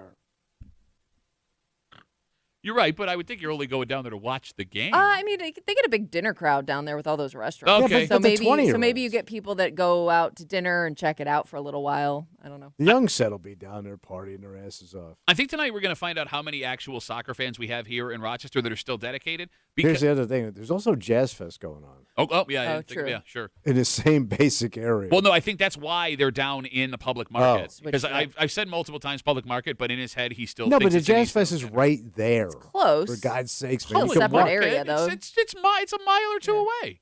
Now you sound old. It is. I'm not walking I a mean, mile down you're not- there to see something I can watch at home. After I hit Sammy's saxophone. You're the one that likes the Jazz Fest.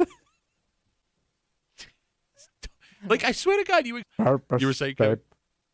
I was just gonna say it's its own separate area. Yeah, it's You're not getting 100% like a Jazz Fest crossover. No, this is an old man who doesn't go to the city. Public market's like I right know on the top of it. No, city. you don't. You don't know nothing Right about up nothing. Goodman. Bro, it's literally miles Miles. away. Can't even hear it. Miles away. I like a mile. It's like 2 miles. All right, I want you right now. Okay, go, we're gonna right look now. it up. You Okay. go on MapQuest. Okay. Bro, you can I bet, walk yeah, to it's it. got to be like Go on a MapQuest. mile. From Eastman Less. to the public market, it's at least 2 miles. 2 miles. 2 My miles, God, at you're in the least middle 2 of a miles. Ronda No, I Quake. know, 'cause it's gonna take you- Your feet are in a goddamn lake. It's going to take you down the old inner loop, and that's why it's going to look shorter. It's a mile. At least 2 miles. 2 miles. Oh. Wait, what happened to the inner loop? They didn't close that son of a bitch down, did they? 252 WCMF. 252 0.9 miles. Yeah, through the inner loop. Through the inner loop. No. Through the inner loop? .9. No, it Through the takes inner you loop. up Union Street. That's a lie. 252 WCMF. Again, Team oh USA. yeah, it's Shut up. it's less than a mile. Shut up. Team USA. 4 minutes if you're driving. How about walk? Show me the walk. Okay. Fancy walking or regular walking? These sidewalks are for regular walking, not fancy walking. A 20-minute walk. 20 minutes. That's man. only, bro. If You you're can't walking. You can't walk 20 minutes anymore.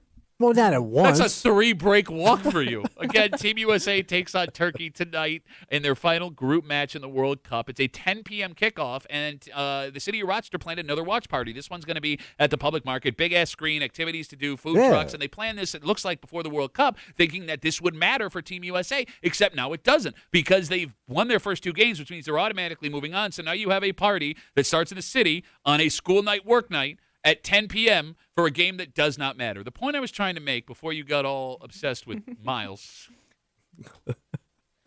What?